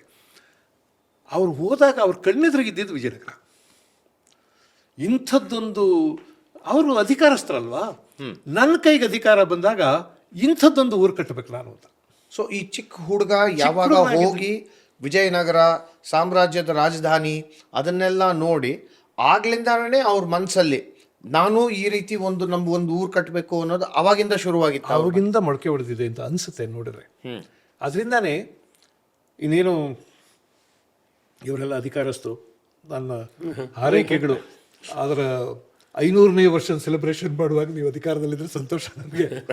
ಹತ್ತಿರಕ್ಕೆ ಬರ್ತಾ ಇದೆ 1537 ಅಲ್ವಾ ಯಶಸ್ವಿನಿಯವರೇ ಅಂತ ಒಂದು ಊಹೆ. ಯಾಕಂದ್ರೆ ಒಂದು ಊರು ಕಟ್ಟೋದಕ್ಕೆ ಇಂಥ ದಿನ ಅಂತ ಏನೋ ಸರಿಯಾಗಿ ಉಲ್ಲೇಖಗಳಿಲ್ಲ, ದಾಖಲೆ ಇಲ್ವಾ? They have worked back from the inscription at Ranganatha Swamy temple. ಆ ರಂಗನಾಥ ಸ್ವಾಮಿ ದೇವಸ್ಥಾನದಲ್ಲಿರೋ ಶಾಸನ ಅವರ ಮಗಂದು, ಅವರ ಸೆಕೆಂಡ್ ಡಿಸೆಂಡೆಂಟ್ ಇಮ್ಮಡಿ ಕೆಂಪೇಗೌಡರದ್ದು. ಸೊ ಅಲ್ಲಿಂದ ನಾವು ವರ್ಕ್ ಮಾಡ್ಕೊಂಡಿರೋದು ಬ್ಯಾಕ್ವರ್ಡ್ಸ್ ಟುವರ್ಡ್ಸ್ ದಟ್ ಇಯರ್. ಇವಾಗ ಅದೇ ಇಯರು ಇದೇ ಡೇಟು ಅಂತ ನಾವು ಖಡಾಖಂಡಿತವಾಗಿ ಹೇಳೋಕ್ಕಾಗಲ್ಲ. It is an informed speculation ಅಂತ ಸ್ಪೆಕ್ಯುಲೇಷನ್ ಹಾಗಿದೆ. ತಿಳ್ಕೊಳ್ಳಿ. 27ನೇ ಜೂನು 1537 ಅಲ್ವಾ? 37 ಅಂತ. ನಾವು ವರ್ಷ ಮಾತ್ರ ಕೊಡ್ತಾರೆ ಹಾ, ಇತಿಹಾಸಕಾರರು, ಸಂಶೋಧಕರು. ಅವರು ಹುಟ್ಟಿದ ದಿನ 27ನೇ ಜೂನು ಅವ್ರು ಹುಟ್ಟಿದ ದಿನ ಅಂತ ಅದು ಈಗೇನು ಸ್ಪೆಕ್ಯುಲೇಷನ್ ಅದು ಸ್ಪೆಕ್ಯುಲೇಷನ್. 1510ರಲ್ಲೋ ಏನು ಅನ್ನೋದು. ಹೌದು, 1510. ನಮಗೆ ಇಯರ್ ಅನ್ನ ನಾವು ಸ್ವಲ್ಪ ಸರಿಯಾಗಿ ಹೇಳ್ಬೋದು. ಯಾಕೆ ಅಂತಂದ್ರೆ ನಮಗೆ ಈ ಪಂಚಾಂಗದಲ್ಲಿ ಬರೋ ಒಂದು ವರ್ಷಗಳು ಮತ್ತೆ ಆ ನಕ್ಷತ್ರಗಳನ್ನ ಕೊಟ್ಟಿರ್ತಾರೆ ಶಾಸನದಲ್ಲಿ. ಬಿಗ್ಗೆಸ್ಟ್ ಅಡ್ವಾಂಟೇಜ್ ನಮಗೆ. ಸೊ ಅಲ್ಲಿಂದ ನಾವು ವರ್ಷನ ಸ್ವಲ್ಪ ವರ್ಕೌಟ್ ಮಾಡ್ಕೋತೀವಿ ಹೀಗೆ ಅಂತ. ಅದು ಗೊತ್ತಾಗೋಗುತ್ತೆ. ಆಮೇಲೆ ನನಗೆ ಕುತೂಹಲ ಇದೆ, ನಾನು ಪ್ರಶ್ನೆ ಕೇಳ್ತೀನಿ ಈಗ. ಯಶಸ್ವಿನಿಯವ್ರು ಗೊತ್ತಿರಲಿ, ಜನಗಳ ಕುತೂಹಲ ಇದೆ. ಈ ಬೆಂಗಳೂರು ಅನ್ನುವ ಹೆಸರಿನ ಡೆರಿವೇಟಿವ್ ಏನು, ನಿಷ್ಪತ್ತಿ ಏನು? ಬೆಂಗಳೂರು ಹೆಸರು ಹೇಗೆ ಹುಟ್ಟಿತು ಅನ್ನೋದಕ್ಕೆ ಇವಾಗ ಪ್ಲೇಸ್ ನೇಮ್ 9ನೇ ಶತಮಾನದಲ್ಲೇ ಹಾಕ್ಬಿಟ್ಟಿದ್ದಾರೆ. ಬೆಂಗಳೂರಿನ ಕಾಳಗ ಅಂತ ಬರುತ್ತೆ. ಬೆಂಗಳೂರಿನ ಕಾಳಗ ಅಂದ್ರೆ ಯುದ್ಧ. ಅದು ಆ ಶಾಸನ ಬೇಗೂರು ದೇವಸ್ಥಾನದಲ್ಲಿ ಇದೆ. ಇವಾಗ ಬೆಂಗಳೂರು ಅನ್ನೋದಕ್ಕೆ ಕಾಂಪೌಂಡ್ ವರ್ಡು, ಬೆಂದಕಾಳೂರು, ಅದು ಇದು ಎಲ್ಲ ಹೇಳ್ತಾ ಇದ್ರು. ಇವಾಗ Veeraballala time, Kempegowda time mismatch ಆಗುತ್ತೆ. ಸೊ ಆ ಒಂದು story, it is a story, it's a nice story to listen to, but it is just a story, it's a legend. ಪ್ರಮಾಣ ಇನ್ನೂ ಇಲ್ಲ. ಇನ್ನೊಂದು ಬೆಣಚ್ಕಲ್, ಇವಾಗ ವೈಟ್ ನೀಸ್ ಎಲ್ಲ ಪೆನಿನ್ಸುಲರ್ ನೀಸ್, ಆ ಪೆನಿನ್ಸುಲರ್ ನೀಸಿಂದ ಬಂತ, ಅಥವಾ ಇನ್ ಕೆಲವರು ಹೇಳ್ತಾರೆ ಬೆಂಗಾವಲೂರು ಅಂತ, ಹಿಲ್ ಫೋರ್ಟ್ಸ್ ಇತ್ತು ಅದಕ್ಕೋಸ್ಕರ ಅಂತ. ಹಿಲ್ ಫೋರ್ಟ್ಸ್ ಕ್ರಮೇಣವಾಗಿ ಡೆವಲಪ್ ಹಾಕೊಂಡು ಬಂತು, ಒಂದೇ ಸತಿ ಹುಟ್ಬಿಡ್ಲಿಲ್ಲ. ಇದು ಸುಮಾರು ಯಾವ ಕಾಲದಿಂದ ಶುರುವಾಗಿದೆ? ನಿಮಗೆ ದುರ್ಗಗಳು ಯಾವಾಗಲೂ ಟೈಪಾಲಜಿಯಲ್ಲಿದೆ. ನೀವು ಶಿಲ್ಪಶಾಸ್ತ್ರ ನೋಡಿದ್ರೆ ಗಿರಿದುರ್ಗ, ಜಲದುರ್ಗ ಇದೆಲ್ಲದನ್ನು ಮಾನಸಾರ, ಮಾಯಾಮತ 6ನೇ ಶತಮಾನದಲ್ಲಿ ಮಾನಸಾರ ಬಂದರೆ, ಮಾಯಾಮತದ್ದು ದಾಖಲೆ 10ನೇ ಶತಮಾನದಿಂದ ಬಂದರೆ ನಿಮಗೆ ಅವಾಗಿಂದ ಈ ಒಂದು ಕಾನ್ಸೆಪ್ಟ್ಗಳಿದೆ ಅಂತ ಗೊತ್ತು. ಈ ಆಲ್ಟಿಟ್ಯೂಡಲ್ಲಿ ನಾನು ಒಂದು ದುರ್ಗ ಕಟ್ಟಿದ್ರೆ ನನಗೊಂದು ಡಿಫೆನ್ಸ್ ಸಿಗತ್ತೆ ಅಂತ ಮಾಡ್ತಾ ಇದ್ರು ಅವರು. ಸೊ ಅಷ್ಟು ಗೊತ್ತು. ಸೊ ಅದನ್ನು ಆ ಟೈಮಿಂದ ಬಂದಿದೆ ಅದು. ಇಲ್ಲಿ ನಮಗೆ ಇವರು ಮುಂಚೆನೂ ದುರ್ಗಗಳು ಕಟ್ಟಿದ್ದಾರೆ, ಹೊಯ್ಸಳರು ಕೆರೆಗಳು ಕಟ್ಟಿದ್ದಾರೆ, ಅದಕ್ಕೆ ಮುಂಚೆ ಚೋಳರು ಕಟ್ಟಿದ್ದಾರೆ, ಅದಕ್ಕೆ ಮುಂಚೆ ಗಂಗರದ್ದು ಸುಮಾರು ಶಾಸನಗಳೇ ನಮಗೆ ಸಿಗತ್ತೆ. ನಮ್ಮ ಓಲ್ಡೆಸ್ಟ್ ಟೆಂಪಲ್ ಬೆಂಗಳೂರಲ್ಲಿರೋದು ಬೇಗೂರಲ್ಲಿ, ಬೇಗೂರು ದೇವಸ್ಥಾನ. ಹೌದು, ಅದು ಗಂಗರ ದೇವಸ್ಥಾನ. ಇವಾಗ ಗಂಗರ ಕ್ಯಾಪಿಟಲ್ ನೆಲಮಂಗಲದ ಹತ್ರ ಇದೆ, ಸೆಕೆಂಡ್ ಕ್ಯಾಪಿಟಲ್ ಶ್ರೀ ಪುರುಷ ಎಸ್ಟಾಬ್ಲಿಷ್ ಮಾಡಿದ್ದು ಅಂತ ಯಾರಿಗೂ ಗೊತ್ತಿಲ್ಲ. ಮಣ್ಣೆ ಗಂಗರ ಕ್ಯಾಪಿಟಲ್ ಇಲ್ಲೇ ಪಕ್ಕದಲ್ಲಿದೆ, ಯಾರಿಗೂ ಗೊತ್ತಿಲ್ಲ. ಸೊ ಬೆಂಗಳೂರು ನಗರದ ಆಸ್ಪಾಸಲ್ಲೇ ಅವೆಲ್ಲ ಇದೆ. ಸೊ ಗಂಗರದು 2ನೇ ಕ್ಯಾಪಿಟಲ್ ಇಲ್ಲಿ ನೆಲಮಂಗಲದ ಶ್ರೀ ಪುರುಷ ಶಿಫ್ಟ್ ಮಾಡ್ತಾರೆ, ಮಾನ್ಯಪುರ ಅಂತ ಕರೀತಾರೆ. ಇದು ಯಾವ ಇಸ್ವಿನಲ್ಲಿ? ಸುಮಾರು 750 ಶತಮಾನದಲ್ಲಿ ಅದು ಎಸ್ಟಾಬ್ಲಿಷ್ ಆಗೋದು. ಸೊ ಆಗಿಂದ ಬೆಂಗಳೂರು ಮಹತ್ವಗಳು ಯಾವುದೋ ಒಂದು ರೀತಿನಲ್ಲಿ ತೋರಿಸ್ಕೊತಾನೆ ಇದೆ ಇತಿಹಾಸದಲ್ಲಿ. ಬೆಂಗಳೂರಲ್ಲಿ ನೀವು ಹಳೆ ಪ್ರದೇಶಗಳು ಹುಟ್ಟದ್ ಯಾವುದು ಅಂತ ಹೋಗ್ತಾ ನೋಡಿದ್ರೆ ಬೇಗೂರು ಸಿಗತ್ತೆ. ಇವಾಗ ನಮ್ಗೆ ರೀಸೆಂಟ್ ಆಗಿ ಹೆಬ್ಬಾಳದಲ್ಲಿ ಶಾಸನ ಸಿಕ್ತು, ಅದು ವೀರ್ಗಲ್ಲು ಅಂತ ಐಡೆಂಟಿಫೈ ಮಾಡಿದ್ರು. ಹೆಬ್ಬಾಳದಲ್ಲಿ ವೀರ್ಗಲ್ ಸಿಕ್ಕಿದೆಯಾ? ಹೆಬ್ಬಾಳದಲ್ಲಿ ಇದ್ದ ವೀರ್ಗಲ್ಲು ಆಕ್ಚುಲಿ ಶಿಲಾಶಾಸನ 750ನೇ ಇಸ್ವಿದು, ಓಲ್ಡೆಸ್ಟ್ ನೇಬರ್ಹುಡ್ ನಿಮ್ಗೆ. ಅದರಲ್ಲಿ ಇನ್ನೂ ಒಂದು ಕುತೂಹಲಕಾರಿ ವಿಚಾರ ಅಂದ್ರೆ ಪೆರ್ಬೊಳ್ಳಲ್ ನಾಡು 30 ಅಂತ ಬರುತ್ತೆ. ಪೆರ್ಬೊಳ್ಳಲ್ ಅಂದ್ರೆ ಹೆಬ್ಬಾಳ ನಾಡು, ಇಟ್ ಇಸ್ ಅ ನಾಡು ಟೈಪಾಲಜಿ. 30 ಹಳ್ಳಿಗಳಿಗೆ ಅಡ್ಮಿನಿಸ್ಟ್ರೇಟಿವ್ ಸೆಂಟರ್. 750ರಲ್ಲಿ ಆವಾಗ ನೀವು ಅಡ್ಮಿನಿಸ್ಟ್ರೇಷನ್ ನೋಡಿದ್ರೆ ಒಂದು ಸಾಮ್ರಾಜ್ಯ, ಅದರ ಕೆಳಗೆ ಚಕ್ರವರ್ತಿ ಅಥವಾ ಮಹಾರಾಜ, ಮಹಾಮಾಂಡಲಿಕ ಯುವರಾಜ, ಮಾಂಡಲಿಕ ಮಂಡಲಗಳನ್ನು ಅಡ್ಮಿನಿಸ್ಟ್ರೇಟ್ ಮಾಡೋರು, ಅವರ ಕೆಳಗೆ ನಾಡು, ಇದು ಪಟ್ಟಣಗಳು ಇದೆಲ್ಲ ಬರ್ತಾ ಇತ್ತು. 30 ಅಂದರೆ 30 ಗ್ರಾಮಗಳಿಗೆ ಇದು ಸೆಂಟರ್ ಅಂತ. ಸೊ ಯಲಹಂಕ ನಾಡು ಎಷ್ಟು ಗ್ರಾಮಗಳಿಗೆ ಸೆಂಟರ್ ಆಗಿತ್ತು ಇದೆಲ್ಲದನ್ನು ನಾವು ವರ್ಕೌಟ್ ಮಾಡ್ಬೋದು. ಆಮೇಲೆ ಈ ಟೈಪಾಲಜಿ ಇತ್ತು, ಈ ಒಂದು ಡೆವಲಪ್ಮೆಂಟು ಇತ್ತು. ಇವಾಗ ಇವರು ಕೃಷ್ಣೇಗೌಡರು ಒಂದು ಹೇಳ್ತಾ ಇದ್ರು, ಕೆರೆಗಳ ಮಾತನ್ನೆಲ್ಲ ಹೇಳ್ತಾ ಇದ್ರು, ಸುಸ್ಥಿರ ಒಂದು ಯೋಜನೆಗಳು, ಸುಸ್ಥಿರ ಅಭಿವೃದ್ಧಿ, ಇದನ್ನೆಲ್ಲ ಅಶ್ವತ್ಥನಾರಾಯಣ ಅವರು ಮಾತಾಡ್ತಾ ಇದ್ರು. ಆವಾಗಿನ ಸಸ್ಟೈನಬಿಲಿಟಿ ಕಾನ್ಸೆಪ್ಟು ನೀವು ನೋಡಿದ್ರೆ ಈ ಕೆರೆಗಳಿಂದ ಕಲ್ಯಾಣಿಗಳಿಗೆ ಫೀಡ್ ಆಗಿ ಕೆಳಗಿನ ಕೆರೆಗೆ ಹೋಗಿ ಅಗ್ರಿಕಲ್ಚರಲ್ ಫೀಲ್ಡ್ಗೆ ಹೋಗಿ ಆ ವಾಟರ್ ಸಪ್ಲೈ ಸಿಸ್ಟಮ್. ಇನ್ನೊಂದು ವೇಸ್ಟ್ ರೆಗ್ಯುಲೇಷನ್ ಅದನ್ನು ಸರ್ ಒಂದು ನಿಮಿಷ, ಮೆನ್ಷನ್ ಮಾಡಿ. ಇವಾಗ ನೀವು ವಾಟರ್ ಸಪ್ಲೈ ಸಿಸ್ಟಮ್ ಬಗ್ಗೆ ಹೇಳಿದ್ರಿ. ಕೆರೆಗಳು ಪ್ರತಿಯೊಂದು ಕೆರೆಗೂ ಒಂದೊಂದು ಕನೆಕ್ಷನ್ ಕೊಟ್ಟಿದ್ರು, ರಾಜಕಾಲುವೆಗಳು. ರಾಜಕಾಲುವೆಗಳು.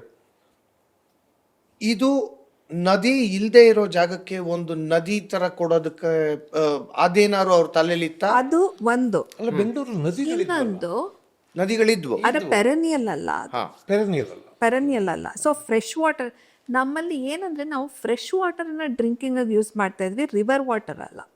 ರಿವರ್ ವಾಟರ್ ಅನ್ನ ಯೂಸ್ ಮಾಡಕ್ ಶುರು ಮಾಡಿದ್ ಯಾವಾಗ? ಡ್ಯಾಮ್ಗಳು ಬಂದಾಗ, ಹೌದು, ನಿಮ್ಗೆ ಪೈಪ್ಡ್ ಸಿಸ್ಟಮ್ ಬಂದಾಗ. ನೀವು ಹಂಪಿಯಲ್ಲಿ ನೋಡಿದ್ರೆ ವಿಜಯನಗರ ರಾಜಧಾನಿ ಸಾಮ್ರಾಜ್ಯ ಕರ್ನಾಟ, ಆಕ್ಚುಲಿ ಕರ್ನಾಟಕ ಇದು ಕರ್ನಾಟಕ ಸಾಮ್ರಾಜ್ಯ. ಹೌದು. ಸೊ ಅಲ್ಲೂ ನೀವು ನೋಡಿದ್ರೆ ತುಂಗಭದ್ರೆಯಿಂದ ಸ್ಟ್ರೇಟ್ ಆಗಿ ತಗೋತಾ ಇದ್ರ? ಇಲ್ಲ, ಬಾವಿಗಳಿತ್ತು, ಕಲ್ಯಾಣಿಗಳಿತ್ತು, ಅವ್ರದ್ದು ಕೆರೆಗಳಿತ್ತು. ಈ ತುಂಗಭದ್ರೆಯಿಂದ ಕೆನಾಲ್ ಸಿಸ್ಟಮ್ ಇತ್ತು, ಇರಿಗೇಷನ್ ಸಿಸ್ಟಮ್ ಇತ್ತು. ಮತ್ತೆ ಅವರು ಒಂದು ಪರ್ಕೊಲೇಟ್ ಆಗಿ ಈ ಕಲ್ಯಾಣಿಗಳಿಗೆ ನೀರು ಬರೋ ಥರ ಕಲ್ಲುಗಳ ಮಧ್ಯೆ ಹೋಲ್ಸ್ ಮಾಡಿ ಬಿಟ್ಕೊಂಡಿದ್ರು. ಫಿಲ್ಟರ್ ಆಗಿ ಬರ್ತಾ ಇತ್ತು ನಿಮ್ಗೆ ನೀರು, ಫ್ರೆಶ್ ವಾಟರ್. ಸೊ ಫ್ರೆಶ್ ವಾಟರನ್ನು ಕನ್ಸ್ಯೂಮ್ ಮಾಡ್ತಾ ಇದ್ರು ಯಾವಾಗ್ಲೂ. ನದಿ ಇದು ಏನಿತ್ತು ಅದನ್ನ ಕೆನಾಲ್ಸ್ಗೆ ತಗೊಂಡು ಅದು ಅಗ್ರಿಕಲ್ಚರಲ್ ಫೀಲ್ಡ್ಗೆ.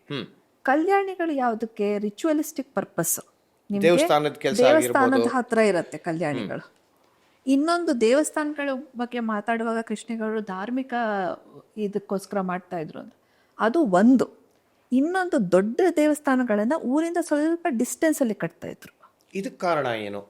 ಇದಕ್ಕೆ ಕಾರಣ ಏನಂತಂದ್ರೆ, ಏನಾದರೂ ಒಂದು ಮಹಾಮಾರಿ ಬಂದ್ರೆ ಊರಿಗೆ ಜನರಿಗೆ ಹೋಗಿ ಇರಕ್ಕೆ ಒಂದು ಸ್ಥಳ ಬೇಕು.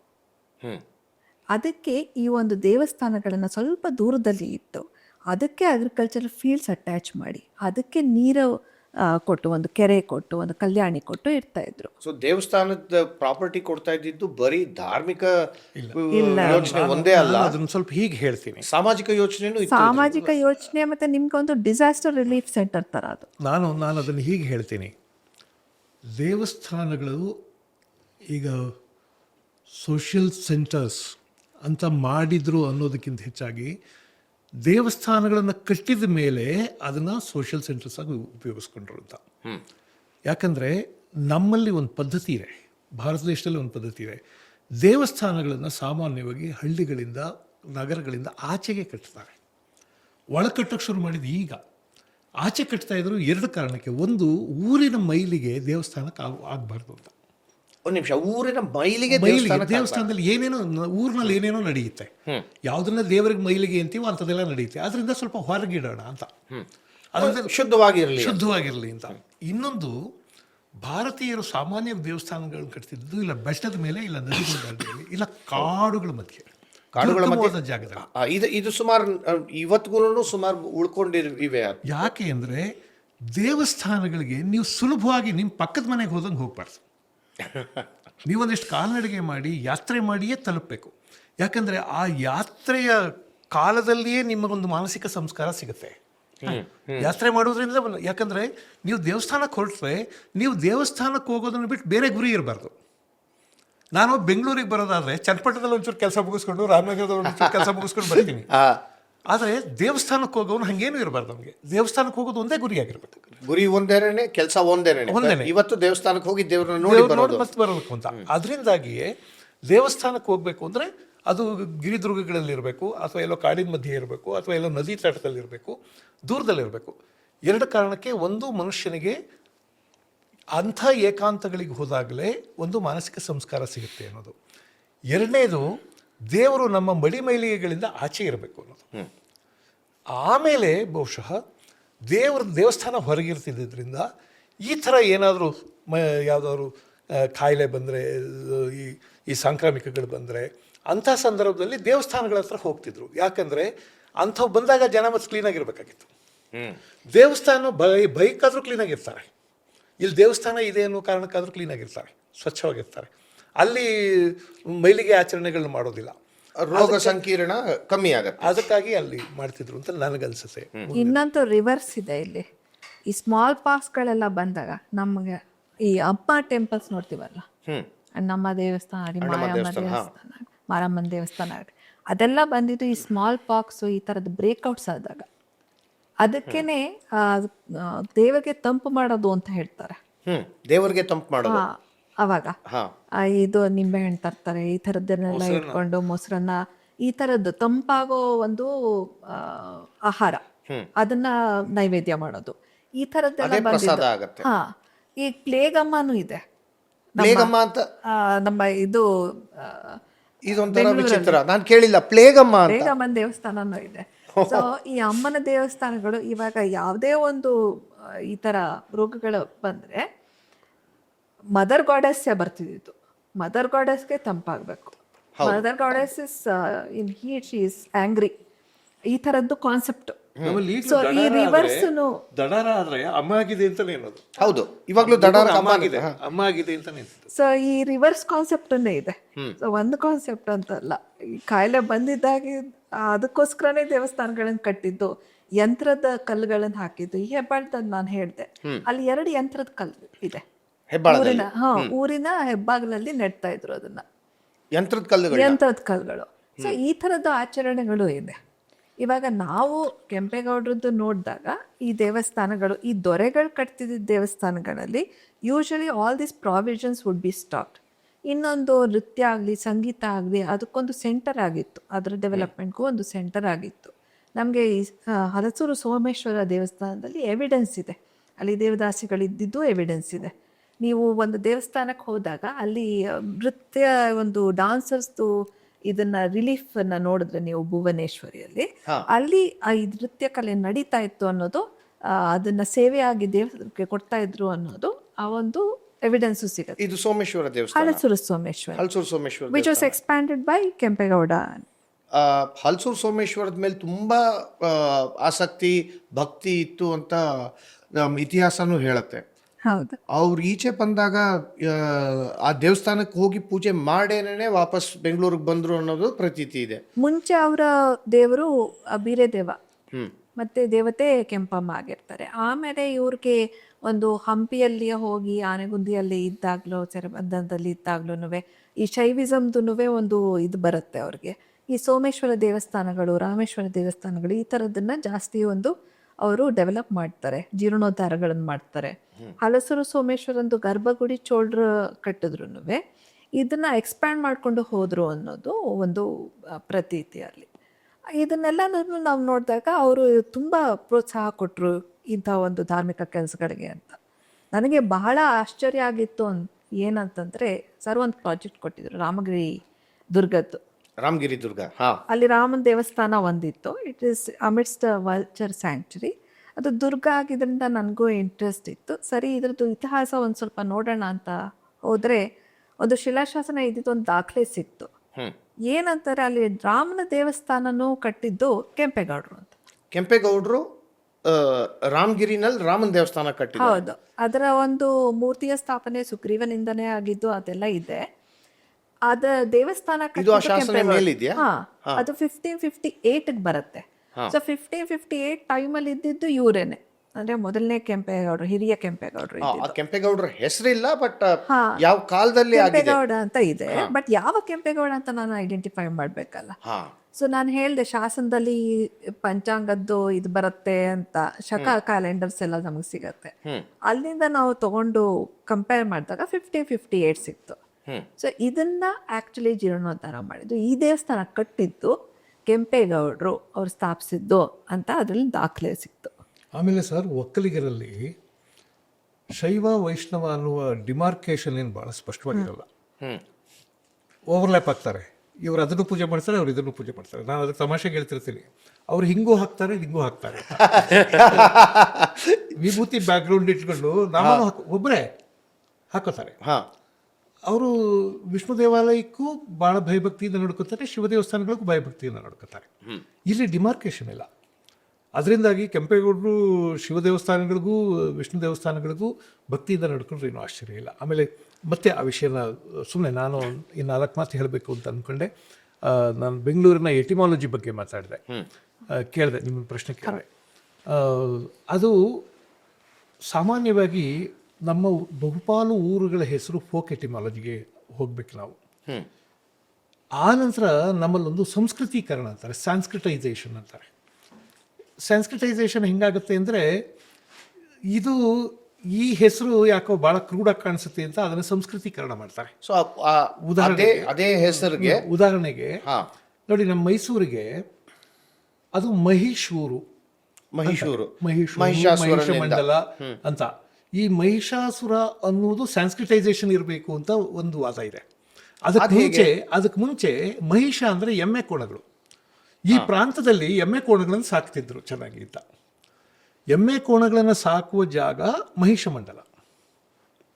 ಈ ಹೆಸರು ಬಂದಿದ್ದು ಎಮ್ಮೆ ಕೋಣಗಳ ಸಾಕ್ತಾ ಇದ್ದ ಜಾಗ ಅದು ಮಹಿಷ ಮಂಡಲ, ಮಹಿಷೂರು ಅಂತ.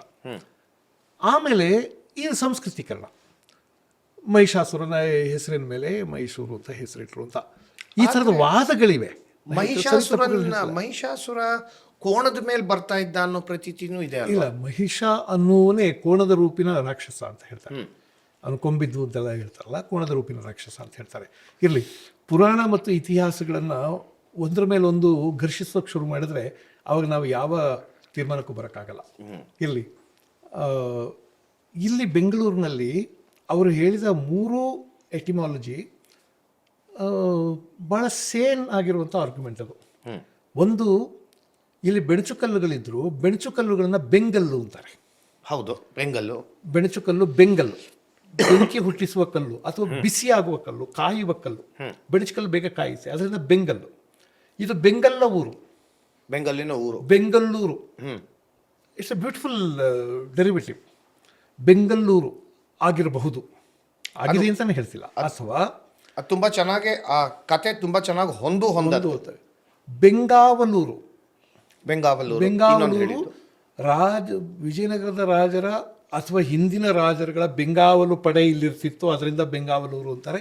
ಆದರೆ ಅದು ಲೇಟರ್, ಅದರಿಂದ ಅದು ಸಾಧ್ಯ ಇಲ್ಲ. ಇನ್ನೊಂದು ಬೆಂಗಾಳ್ ಊರು, ಬೇಯಿಸಿದ ಕಾಳನ್ನ ಬೆಂಗಾಳ್ ಅಂತಾರೆ. ಪದ ಅದು ನಮ್ಗೆ ಇವಾಗ ಹೊಸದಾಗಿ ಬಂದಿರೋದು ಬೆಂದಕಾಳೂರು. ನಮ್ಮ ಕಡೆ ಈಗಲೂ ಆ ಶಬ್ದ ಬಳಕೆಯಲ್ಲಿದೆ. ನಮ್ಮಲ್ಲಿ ಈ ಹೆಸರು ಕಾಳು, ಉದ್ದಿನ ಕಾಳು ಇದನ್ನು ಬೇಯಿಸ್ತಾರಲ್ಲ, ಅದನ್ನು ಬೆಂಗಳು ಅಂತಾರೆ. ಬೇಯಿಸಿದ ಕಾಳನ್ನು ಬೆಂಗಳು ಅಂತಾರೆ, ಅದು ಬೆಂಗಾಳು. ನಮ್ಮ ಕಡೆ ನಾನು ಚಿಕ್ಕವನಾಗಿದ್ದಾಗ ಭಾಳ ಬಳಸೋರು. ಹೆಣ್ಮಕ್ಳಿಗೆ ಸಾಮಾನ್ಯವಾಗಿ ಬಾಣಂತನ ಸಮಯದಲ್ಲಿ ಉದ್ದಿನ ಕಾಳು ಬೇಯಿಸ್ಕೊಡೋರು, ಅದನ್ನು ಉದ್ದಿನ ಕಾಳು ಬೆಂಗಳು ಅನ್ನೋರು. ಹೌದೌದು, ಮೈನರ್ದ ಹೆಣ್ಮಕ್ಳಿಗೆ ಉದ್ದಿನ ಕಾಳು ಬೇಯಿಸ್ಕೊಡೋರು, ಅದನ್ನು ಬೆಂಗಳು ಅನ್ನೋರು. ಸೊ ಬೆಂಗಳು ಅನ್ನೋದು ಬೆಂದ ಕಾಳಿನ ಊರು. ಅದಕ್ಕೊಂದು ಕಥೆ ಇದೆ. ಆ ಕಥೆ ಏನಾದರೂ ಇರಲಿ, ಕಥೆಗಳ ನಂತರ ಉಟ್ಬಿಡ್ಬೋದು ಕೆಲವು ಸಲ, ಅದೇನಾದರೂ ಇರಲಿ. ಆದರೆ ಈ 3 ಆರ್ಗ್ಯುಮೆಂಟ್ಗಳು ಚೆನ್ನಾಗಿವೆ. ನಾನು ಹೇಳಬೇಕು ಅಂದ್ಕೊಂಡಿದ್ದೇನೆಂದರೆ, CHICAGO ಅದು ಚಿಕಾಗೋ ಅಲ್ಲ, ಅದು ಶಿಕಾಗೋ ಅಂತ ಹೇಳಬೇಕು ಅಂತ ನಾವು ಹೇಳ್ತೀವಿ ಎಲ್ರಿಗೂ. SANJOSE ಅದು ಸ್ಯಾನ್ ಜೋಸ್ ಅಲ್ಲ, ಅದು ಸ್ಯಾನ್ ಹೋಸೆ ಅಂತ ಹೇಳಬೇಕು ಅಂತ ಹೇಳ್ತೀವಿ ನಾವು. ಆದರೆ ಇದು ಬ್ಯಾಂಗಲೂರು ಅಲ್ಲ, ಬೆಂಗಳೂರು ಅಂತ ಹೇಳಬೇಕು ಅಂತ ನಾವು ಯಾರಿಗೂ ಹೇಳಲ್ಲ. ನಮ್ಮ ಊರುಗಳೆಲ್ಲ ಇದಾವಲ್ಲ, ಅವನ್ನ ನಾವು ಎಗೈನ್ ಅದನ್ನ ಮತ್ತೆ ನಾವು ಇಂಗ್ಲೀಷ್ ಪರಿವರ್ತನೆ ಮಾಡ್ಕೊಬಿಡ್ತೀವಿ, ನಾವು ಒಪ್ಕೊಬಿಡ್ತೀವಿ. ನಾವು ಬೇರೆಯವ್ರಿಗೂ ಹೇಳ್ಕೊಡ್ತೀವಿ. ಆದರೆ ಹೊರಗಿನ ವಿಷಯಗಳನ್ನ, ಈಗ ಎಡಿನ್ಬರ್ಗ್ ಅಂತ ಬರೀತಾರೆ, ಎಡಿನ್ಬ್ರಾ ಅಂತ ಓದ್ತಾರೆ. ಎಡಿನ್ಬರಾ ಅಂತಾನೆ ಓದಬೇಕು ಅಂತಿದೆ. ನಾವು ಎಡಿನ್ಬರ್ಗ್ ಅಂದ್ರೆ ಇನ್ನು ಯಾವನೋ ಹೊಸಬ ಏರಿಯಾಕ್ಕೆ ಅಂತ ತಿಳ್ಕೊತಾರೆ. ಆದರೆ ನಾವೇ ಬ್ಯಾಂಗ್ಳೂರು ಅಂತೀವಲ್ಲ. ಇದು ಆಳಿಸ್ಕೊಂಡವರ ತಲೆಯಲ್ಲಿರೋದು. ಇದು ಕಾಲ ಆಳಿಸ್ಕೊಂಡವ್ರು ಇರ್ತೀವಲ್ಲ ನಾವು. ಖಂಡಿತವಾಗ್ಲು ಇವಾಗ ನೀವು ಹೇಳಿದ ಮೇಲೆ ನನಗೆ ಇವಾಗ ಗೊತ್ತಾಗ್ತಾ ಇದೆ. ನಾನು ಇಂಗ್ಲಿಷಲ್ಲಿ ಮಾತಾಡುವಾಗ ಬ್ಯಾಂಗ್ಳೂರ್ ಅಂತ ಬಂದ್ಬಿಡತ್ತೆ. ಹೌದು, ನಾವು ಕನ್ನಡದವ್ರ ಜೊತೆ ಕನ್ನಡ ಮಾತಾಡ್ತಾ ಇದ್ದಾಗ ಮಾತ್ರ ಬೆಂಗಳೂರು ಅಂತ ಬರುತ್ತೆ ಹೊರತು ಕನ್ನಡ ಮಾತಾಡೋರು ಬ್ಯಾಂಗ್ಳೂರು ಅಂತಾನೆ ಅಂತಾರೆ. ಧಾರವಾಡ, ಬ್ಯಾಂಗ್ಳೂರು, ಹುಬ್ಳಿ, ಶಿವಮೊಗ್ಗ, ತುಮಕೂರು ಕನ್ನಡ ಮಾತಾಡೋರು ಹೇಳ್ತಾರೆ. ಯಾಕೆಂದರೆ ನಾ ಹೇಳಿದ್ನಲ್ಲ, ಇದು ಮತ್ತೆ ಕಲೋನಿಯಲ್ ಕಂಟ್ರಿಗಳ ಪ್ರಾಬ್ಲಮ್. ಇದು ವಸಾಹತುಶಾಹಿ ದೇಶಗಳ ಸಮಸ್ಯೆ ಇದು. ಆದರೆ ಬೇರೆ ದೇಶಗಳಲ್ಲಿ ಊರ ಹೆಸರನ್ನು ಸರಿಯಾಗಿ ಹೇಳಬೇಕು ಅಂತ ನಾವು ಕಾನ್ಷಿಯಸ್ ಆಗಿ ಹೇಳ್ತೀವಿ, ತಪ್ಪು ಮಾಡಲ್ಲ ಅದನ್ನು. ನಾವು ಅವರ ಆಡು ಭಾಷೆಗಳನ್ನ ಸರಿ ಕಲಿತೀವಿ, ನಮ್ಮ ಆಡು ಭಾಷೆಗಳನ್ನ ನಾವೇ ನಶಿಸ್ಕೊಂಡು ನಾವೇ ಅಪಭ್ರಂಶ ಮಾಡ್ತೀವಿ. ಅದರಿಂದ ಇನ್ನೊಂದು ಪ್ರಶ್ನೆ ನಾನು ಕೇಳಬೇಕು ಅಂತ ಅನಿಸಿದೆ. ಅಶ್ವತ್ಥನಾರಾಯಣ ಅವರಿದ್ದಾರೆ, ಈ ಬಹುಶಃ ಇದು ನನ್ನ ಕಡೆ ಪ್ರಶ್ನೆ. ನಮಗೆ ಆವಾಗ ಮಾಗಡಿ ಕೆಂಪೇಗೌಡರ ಕಥೆ ಅಂತ ಹೇಳೋರು ಚಿಕ್ಕ ವಯಸ್ಸಿನಲ್ಲಿದ್ದಾಗ, ಒಂದು ಜನಪದ ಕಥೆ ಥರ ಹೇಳೋರು. ಅದು ಹೆಂಗೆ ಅಂದರೆ, ಅವನು ಮಲ್ಕೊಂಡಿದ್ದಂತೆ, ಎಲ್ಲೋ ಬೈಲಲ್ಲಿ ಮಲಗಿದ್ದಾಗ ಅವನ ಮೇಲೆ 7 ಎಡೆ ಸರ್ಪ ಬಂದು ನೆರಳು ಮಾಡ್ಕೊಂಡಿತ್ತಂತೆ. ಈ 7 ಎಡೆ ಸರ್ಪ ಬಂದು ನೆರಳು ಮಾಡ್ಕೊಂಡಿದ್ರೆ ಅವನು ಮುಂದೆ ಬಹಳ ಯೋಗವಂತನಾಗ್ತಾನಂತೆ, ಅವನು ರಾಜನಾಗ್ತಾನಂತೆ, ಆಮೇಲೆ ಅವನು ರಾಜನಾದನಂತೆ ಅಂತದ್ದು. ಆ ಥರದ್ದೊಂದು, ನಾನು ಭಾಳ ಬೇಗ ಕಥೆ ಹೇಳ್ತಿದ್ದೀನಿ, ಆ ಥರದ್ದೊಂದು ಕಥೆ ಕೇಳ್ತಾ ಇದ್ವಿ. ಇವರು ಮಾಗಡಿ ನಾಡಿನವರು, ಮಾಗಡಿ ಸುತ್ತಮುತ್ತ ಹುಟ್ಟಿದವರು. ಇವರ ಬಾಲ್ಯದಲ್ಲಿ ಕೆಂಪೇಗೌಡನ ಪರಿಕಲ್ಪನೆ ಮತ್ತು ಪರಿಗ್ರಹಿಕೆ ಸ್ವಲ್ಪ ಬೇರೆ ಥರ ಇರಬಹುದು. ಅವರಿಗೆ ಕೆಂಪೇಗೌಡನ ಬಗ್ಗೆ ಇಷ್ಟು ಪ್ರೀತಿ, ಏರ್ಪೋರ್ಟ್ ಮುಂದೆ ಕೆಂಪೇಗೌಡ ಪ್ರತಿಮೆ ಸ್ಥಾಪನೆ ಮಾಡಬೇಕು, ಅದು ಸ್ಟ್ಯಾಚ್ಯೂ ಆಫ್ ಪ್ರಾಸ್ಪರಿಟಿ ಅಂತ ಕರಿಬೇಕು, ಅದು ನಮ್ಮ ಆಡಳಿತದ ಅವಧಿಯಲ್ಲಿ ಆಗ್ಬಿಡ್ಬೇಕು ಅಂತೆಲ್ಲ ಕನಸಿದ್ರಲ್ಲ. ನಾನು ಹೇಳಿದ್ನಲ್ಲ, ಕೆಂಪೇಗೌಡ ವಿಜಯನಗರವನ್ನು ನೋಡಿ ನೋಡಿ ನೋಡಿ ನೋಡಿ ನೋಡಿ ನಾನೊಂದು ರಾಜಧಾನಿ ಕಟ್ಟುವುದಾದ್ರೆ ಅದು ಹಿಂಗಿರಬೇಕು ಅಂತ ಆಲೋಚನೆ ಮಾಡಿದ ಹಾಗೆ ಅಣ್ಣವ್ರಿಗೇನಾದರೂ ಹಾಗೆ ಚಿಕ್ಕ ವಯಸ್ಸಿಂದ ಕೆಂಪೇಗೌಡನ ಕತೆ ಕೇಳಿ ಕೇಳಿ ಕೇಳಿ ಕೆಂಪೇಗೌಡರ ಬಗ್ಗೆ ಒಂದು ಆರಾಧ್ಯ ಭಾವ, ಒಂದು ಭಕ್ತಿ, ಒಂದು ಪ್ರೀತಿ, ಒಂದು ಗೌರವ, ಇವ್ರು ಯಾರೋ ನಮಗೆ ಸೇರಿದವನು, ನಮ್ಮವನು, ಆ ಥರ ಅನ್ನಿಸ್ತಾ ನಿಮಗೆ ಅಂತ ನಿಮ್ಮನ್ನು ಕೇಳಬೇಕು ಅಂತ ಅಂದ್ಕೊಂಡೆ ನಾನು. ಖಂಡಿತ ಅದ್ರ ಬಗ್ಗೆ ಎರಡನೇ ಮಾತೇನಿಲ್ಲ. ಒಂಥರ ಕಣಕಣದಲ್ಲೂ ಇದೆ ಅದು. ಅದು ನೋಡ್ತಾ ಇದ್ದೆ, ಯಾಕೆಂದರೆ ಹಿರಿಯರು ಆ ರೀತಿ ಬೆಳೆದು ಬಂದಿರ್ತು. ಈಗ ನಮ್ಮ ತಾತನ ಹೆಸರು ಪಟೇಲ್ ಕೆಂಪೇಗೌಡ ಅಂತಾನೆ. ಇದು ಗೊತ್ತಿರಲಿಲ್ಲ ಸರ್. ಇದು ಆ ಕಡೆ ಎಲ್ಲ ತುಂಬ ಜನ ಇದ್ದಾರೆ. ತುಂಬ ಜನ ಇದೇನು ಇಲ್ಲಿ ನಮ್ಮ ಮನೆಗೆ ಅಂತಲ್ಲ, ತುಂಬ ಮನೆಗಳು ಹಂಗೆ. ಹಾಗಾಗಿ ನೀವು ಒಂದು ಜೋಕ್ ಹೇಳ್ತಾರೆ, ಉಡುಪಿಲಿ ನಿಂತ್ಕೊಂಡು ಕೃಷ್ಣ ಭಟ್ರೆ ಅಂದ್ರೆ 20 ಜನ ಓ ಅಂತಾರಂತೆ. ಹಂಗೆ ಮಾಗಡಿ ಕಡೆ ನಿಂತ್ಕೊಂಡು ಕೆಂಪೇಗೌಡ್ರಿ ಅಂದ್ರೆ 25 ಜನ ಓ ನಾನಾ ಅಂತಾರೆ. ಅಂತಾರೆ. ಸೊ ಯಾವ ಊರ ಹೆಸರು ಸೇರಿಸ್ಕೊಂಡು ಹೇಳ್ಕೊಬೇಕು ನಾವು, ಯಾವ ಊರು ಅಂತ ಅವ್ರವ್ರ ಹೆಸರುಗಳು ಸೇರಿಸ್ಕೊಂಡು ಹೇಳ್ಕೊಬೇಕಷ್ಟೆ. ಇದು ನೋಡಿ, ಇದು ಆ ಕೆಂಪೇಗೌಡರ ಮೇಲೆ, ನಾಡಪ್ರಭುಗಳ ಮೇಲೆ ಇರೋ ಪ್ರೀತಿ ಹೇಗಿದೆ ಅಂದರೆ, ಇವತ್ತಿಗೂ ಮಾಗಡಿನಲ್ಲಿ ನೀವು ಹೇಳ್ದಾಗೆ ಕೆಂಪೇಗೌಡ್ರೆ ಅಂದರೆ 20 ಜನ ಇರ್ತಾರೆ ಅಂದರೆ ಆ ಹೆಸರಿಗೆ ಇರೋ ಒಂದು ಗೌರವ, ಪ್ರೀತಿ ಇವತ್ತಿಗೂ ತೋರಿಸ್ತಾ ಇದೆ. ಅದು ಖಂಡಿತ ತುಂಬ ಜನ ಈ ಮಾಡರ್ನ್ ಹೆಸರು ಹೋಗ್ಬಿಟ್ಟು ತಿರ್ಗಾ ಈಗ ನೆಕ್ಸ್ಟ್ ಜನ್ರೇಷನಲ್ಲಿ ಕೆಂಪೇಗೌಡರು ಅಂತಲೇ ತುಂಬ ಮನೆ ಮಕ್ಕಳುಗಳಿಗೆ ಇಟ್ಕೋತಾ ಇರ್ತಾರೆ. ಸೊ ಅಗೇನ್ ಕೆಂಪೇಗೌಡ, ಅನಿಲ್ ಕೆಂಪೇಗೌಡ ಇಲ್ಲ, ಬರೀ ಕೆಂಪೇಗೌಡನೇ ಕೆಂಪೇಗೌಡ ಇಟ್ಕೊಂಡು ಅವ್ರ ಅಪ್ಪನ ಹೆಸರು ಸೇರ್ಕೊಬೋದೇನೋ ಅಷ್ಟೇ. ಒಂದು ಸಿನಿಮಾನೂ ಬಂತು ನೋಡಿ, ಕೆಂಪೇಗೌಡ ಅಂತ ಸಿನಿಮಾ. ಕೆಂಪೇಗೌಡ ಅಂತ ಸಿನಿಮಾ ಬಂತು. ಇವಾಗ 27ನೇ ತಾರೀಕು ಇನ್ನೊಬ್ರು ನಮ್ಮ ಫ್ರೆಂಡ್ ಒಬ್ರು ನೂತನ್ ಅಂತ, ಅವರು ಒಂದು ಪಿಕ್ಚರ್ ಬಿಟ್ಟಿದ್ದಾರೆ. ನೆನ್ನೆ ನನಗೆ ಫೋನ್ ಮಾಡಿದ್ರು, ಶಶಾಂಕ್ ನಂದು ಹೊಸ ಪಿಕ್ಚರ್ ರೆಡಿ ಆಯಿತು ಅಂತ. ಅಂದರೆ ಇವ್ರು ಅದ್ಭುತ ನೋಡಿ ಸರ್, ಇವರು ಕನ್ನಡದವರೇನೇ, ಇವ್ರು ಬರೀ AI ಸಿನಿಮಾ ಮಾಡೋದು. ಒಂದು ಕ್ಯಾಮ್ರಾ ಇಲ್ಲ, ಒಂದು ಆ್ಯಕ್ಟರ್ ಇಲ್ಲ, ಒಂದು ಆ್ಯಕ್ಟ್ರೆಸ್ ಇಲ್ಲ, ಸಿನಿಮಾ ಕಂಪ್ಯೂಟರ್ ಒಳಗಡೆ ಕೂತ್ಕೊಂಡು ಸಿನಿಮಾ ಮಾಡ್ತಾರೆ. ಫೀಚರ್ ಫಿಲ್ಮ್ ಬಿಟ್ಬಿಟ್ಟಿದ್ದಾರೆ ಆಗ್ಲೇನೆ. ಓ ಮೈ ಗಾಡ್, ಹೌದಾ? ಒಂದು ಫೀಚರ್ ಫಿಲ್ಮ್ ರಿಲೀಸ್ ಆಗಕ್ಕೆ ರೆಡಿ ಆಗಿದೆ, ಅದು ಸೆನ್ಸರ್ ಬೋರ್ಡ್ದು ಹೊಟ್ಟೋಗಿದೆ. ಇದು ನಮ್ಮ ಬೆಂಗಳೂರಿನವರು ಯಾವ ರೀತಿಯಿಂದ ಬೆಂಗಳೂರು ಬಂತು ಅದ್ರ ಬಗ್ಗೆ ಮಾತಾಡ್ತಾ ಇದ್ವಿ. ಇವಾಗ ಬೆಂಗಳೂರು ಅಭಿವೃದ್ಧಿ ಬಗ್ಗೆ ಮಾತಾಡ್ತಾ ಇದ್ವಿ, ನಾಲೆಜ್ ಕ್ಯಾಪಿಟಲ್ ಬಗ್ಗೆ ಮಾತಾಡ್ತಾ ಇದ್ವಿ. ನಮ್ಮ ಬೆಂಗಳೂರಿನವರೇ ಕನ್ನಡದಲ್ಲಿ ಇಡೀ ಒಂದು ಪೂರ್ತಿ ಚಲನಚಿತ್ರ ಒಂದು ಕ್ಯಾಮ್ರಾ ಇಲ್ದೇನೆ AI ಮಾಡಿದ್ದಾರೆ. ಅವರೇನೇನೆ ನಿನ್ನೆ ನನಗೆ ಫೋನ್ ಮಾಡಿ ಹೇಳಿದ್ರು, ಶಶಾಂಕ್ ನಾನು ಕೆಂಪೇಗೌಡರ ಮೇಲೆ ಒಂದು ಪಿಕ್ಚರ್ ಮಾಡಿದ್ದೀನಿ ಅಂತ. ನಾನು ಏನ್ರಿ ನೂತನ್, ನಾನು ನಾಳೆ ಕೆಂಪೇಗೌಡರ ಬಗ್ಗೆ ಅಶ್ವಥ್ ನಾರಾಯಣ್ ಸರ್ ಜೊತೆ, ಕೃಷ್ಣೇಗೌಡರ ಜೊತೆ ಕೂತ್ಕೊಂಡು ಮಾತಾಡ್ತಾ ಇದ್ದೀನಿ, ನೀವು ಪಿಕ್ಚರೇ ರೆಡಿ ಮಾಡಿಬಿಟ್ರಲ್ರಿ ಅಂದರೆ, ನಮಗೇನು ಕಂಪ್ಯೂಟರ್ ಇದ್ರೆ ಸಾಕು ಪಿಕ್ಚರ್ ಮಾಡಿಬಿಡ್ತೀವಿ 3 ತಿಂಗಳಲ್ಲಿ ಅಂತಾರೆ. ನೋಡಿ, ಇದು ಬೆಂಗಳೂರಲ್ಲಿ ಇದು ಸರ್. ನೀವು ಇದೆಲ್ಲ ನೋಡ್ತಾ ಇದ್ರೆ ನೀವು ಸೂಕ್ತವಾಗಿ ಸ್ಟ್ಯಾಚ್ಯೂ ಆಫ್ ಪ್ರಾಸ್ಪೆರಿಟಿ ಕೆಂಪೇಗೌಡರನ್ನ ಮಾಡಿದ್ದಾರೆ. ಯಾಕೆಂದ್ರೆ ನೋಡಿ, ಆವಾಗಿಂದ ಇವಾಗವರೆಗೂ ಅಭಿವೃದ್ಧಿ ಮುಖ ಬಿಟ್ಟು ಬೆಂಗಳೂರು ಹೋಗೇ ಇಲ್ಲ. ಒಂದು ರಾಜಕಾರಣಿಯಾಗಿ ಇದೆಲ್ಲ ನೋಡಿದ್ರೆ ಇದಕ್ಕೆಲ್ಲ ಕೆಂಪೇಗೌಡರು ಕಂಡಿದ್ದ ಕನಸು, ಅವ್ರು ಇಟ್ಟಿದ್ದು ನೀವೇನೇ ಇಂಪಾರ್ಟೆಂಟಾ ಅಥವಾ ಅದಲ್ಲದೇನೂ ಸುಮಾರು ಕಾರಣಗಳಿಂದ ಬೆಂಗಳೂರು ಈ ರೀತಿ ಪ್ರಾಸ್ಪರಸ್ ಆಗಿರೋದಕ್ಕೆ, ಸಮೃದ್ಧವಾದ ಒಂದು ನಗರ ಆಗಿರೋದಕ್ಕೆ? ಈಗ ಭಾಳ ಮುಖ್ಯವಾಗಿ ಒಳ್ಳೆ ವಿಚಾರನೇ ತಾವು ಪ್ರಸ್ತಾಪ ಮಾಡಿದ್ದೀರಾ. ಎಲ್ಲರೂ ಎಲ್ಲ ಕಾಲದಲ್ಲೂ ಆಗಿದ್ದಾವೆ. ಭಾಳ ಮುಖ್ಯವಾಗಿ ನಾಡಪ್ರಭು ಕೆಂಪೇಗೌಡರದ್ದು ವಿಶೇಷವಾಗಿದೆ. ಯಾಕೆಂದರೆ ಇನ್ನೂ ಆ ಸಾಕ್ಷ್ಯಾಧಾರಗಳು ಈ ಒಂದು ವಿಶೇಷವಾಗಿ ಈ ನಗರಕ್ಕೆ ಆದ್ಯತೆಯನ್ನು ಕೊಟ್ಟು ರೂಪಿಸಿದ್ದಾರೆ. ಅದನ್ನು ಕಾಲಕ್ರಮೇಣ ಎಲ್ಲರೂ ಅದನ್ನು ಗೌರವಿಸ್ತಾ ಬಂದಿದ್ದಾರೆ, ಜಾತ್ಯತೀತವಾಗಿ ಗೌರವಿಸ್ತಾ ಬಂದಿದ್ದಾರೆ. ಗುಂಡೂರಾಯರು ಅವ್ರ ಹೆಸರಲ್ಲಿ ಬಸ್ ಸ್ಟ್ಯಾಂಡ್ ಮಾಡ್ಕೊಂಡು ಬಂದರು.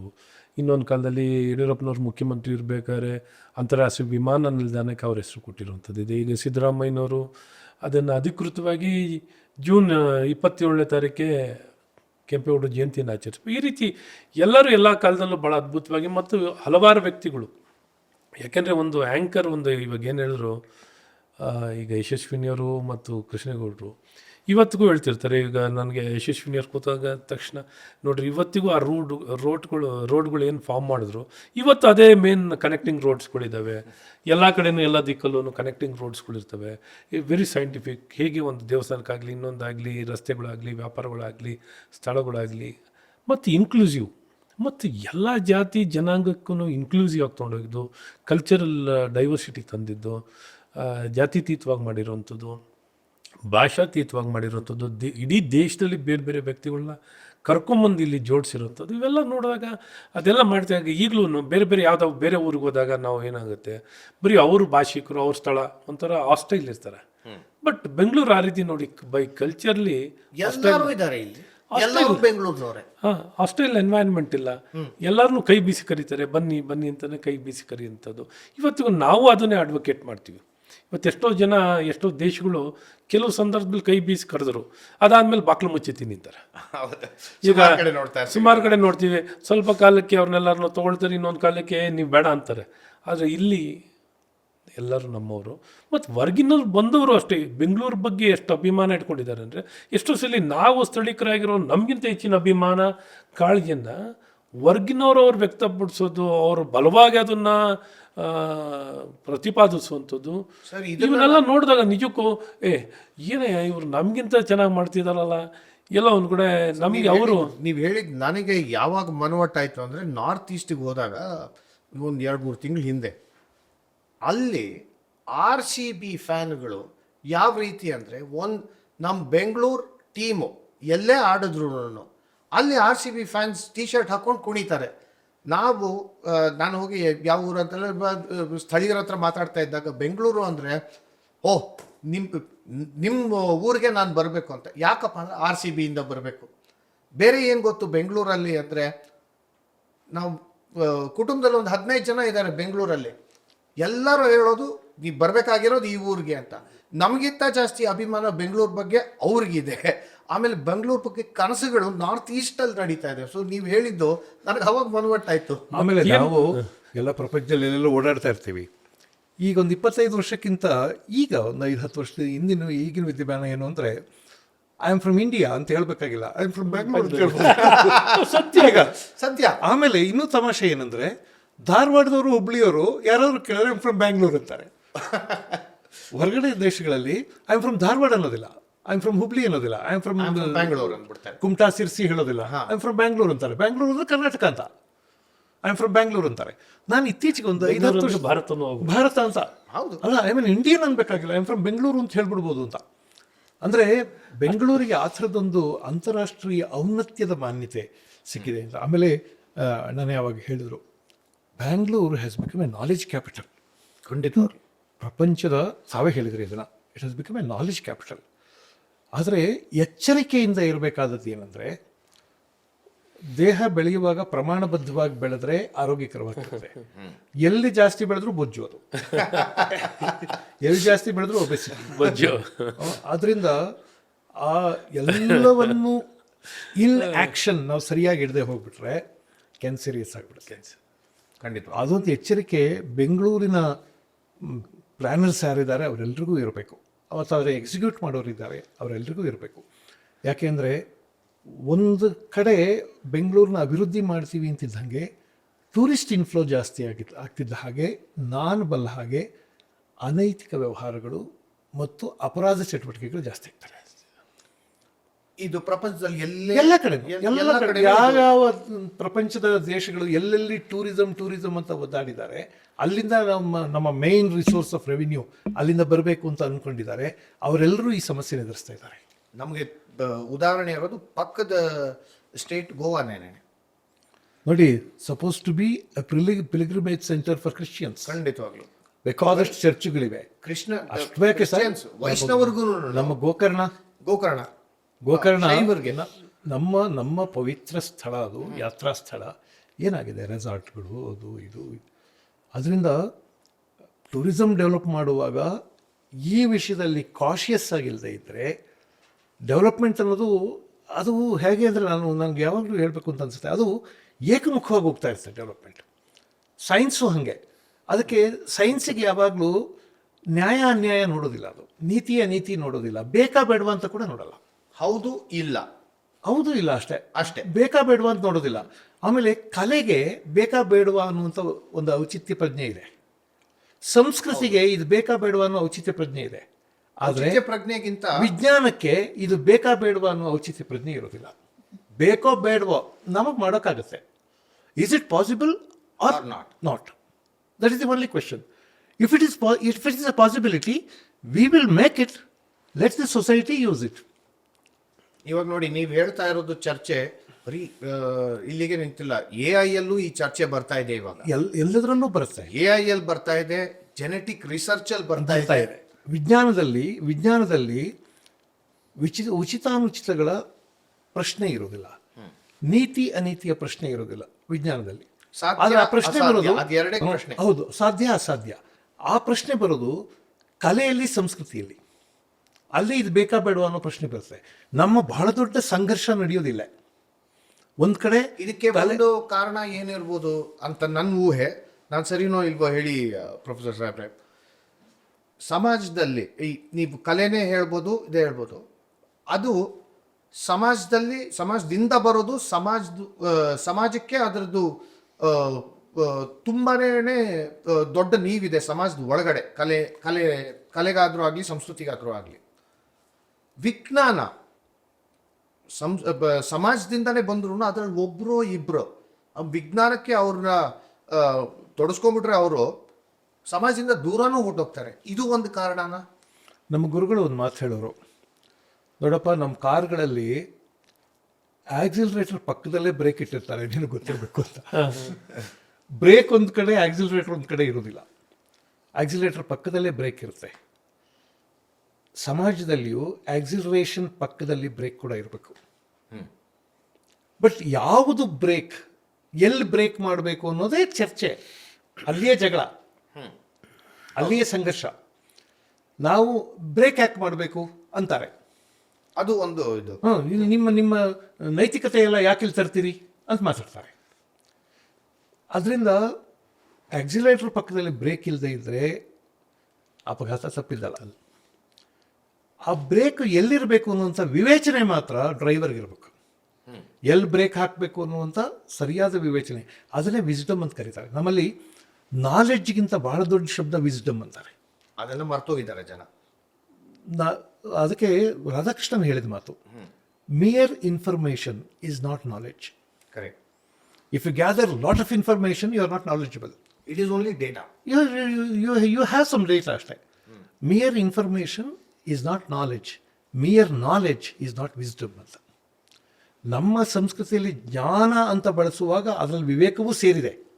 ವಿವೇಕ ಇಲ್ಲದೆ ಜ್ಞಾನ ಇಲ್ಲ. ಇದೆ, ಜ್ಞಾನ ಅನ್ನುವ ಶಬ್ದದಲ್ಲೇ ವಿವೇಕ ಸೇರಿದೆ. ಆದರೆ ಸರಿಯಾಗಿ ಹೇಳೋದಾದರೆ the assimilation of information is knowledge.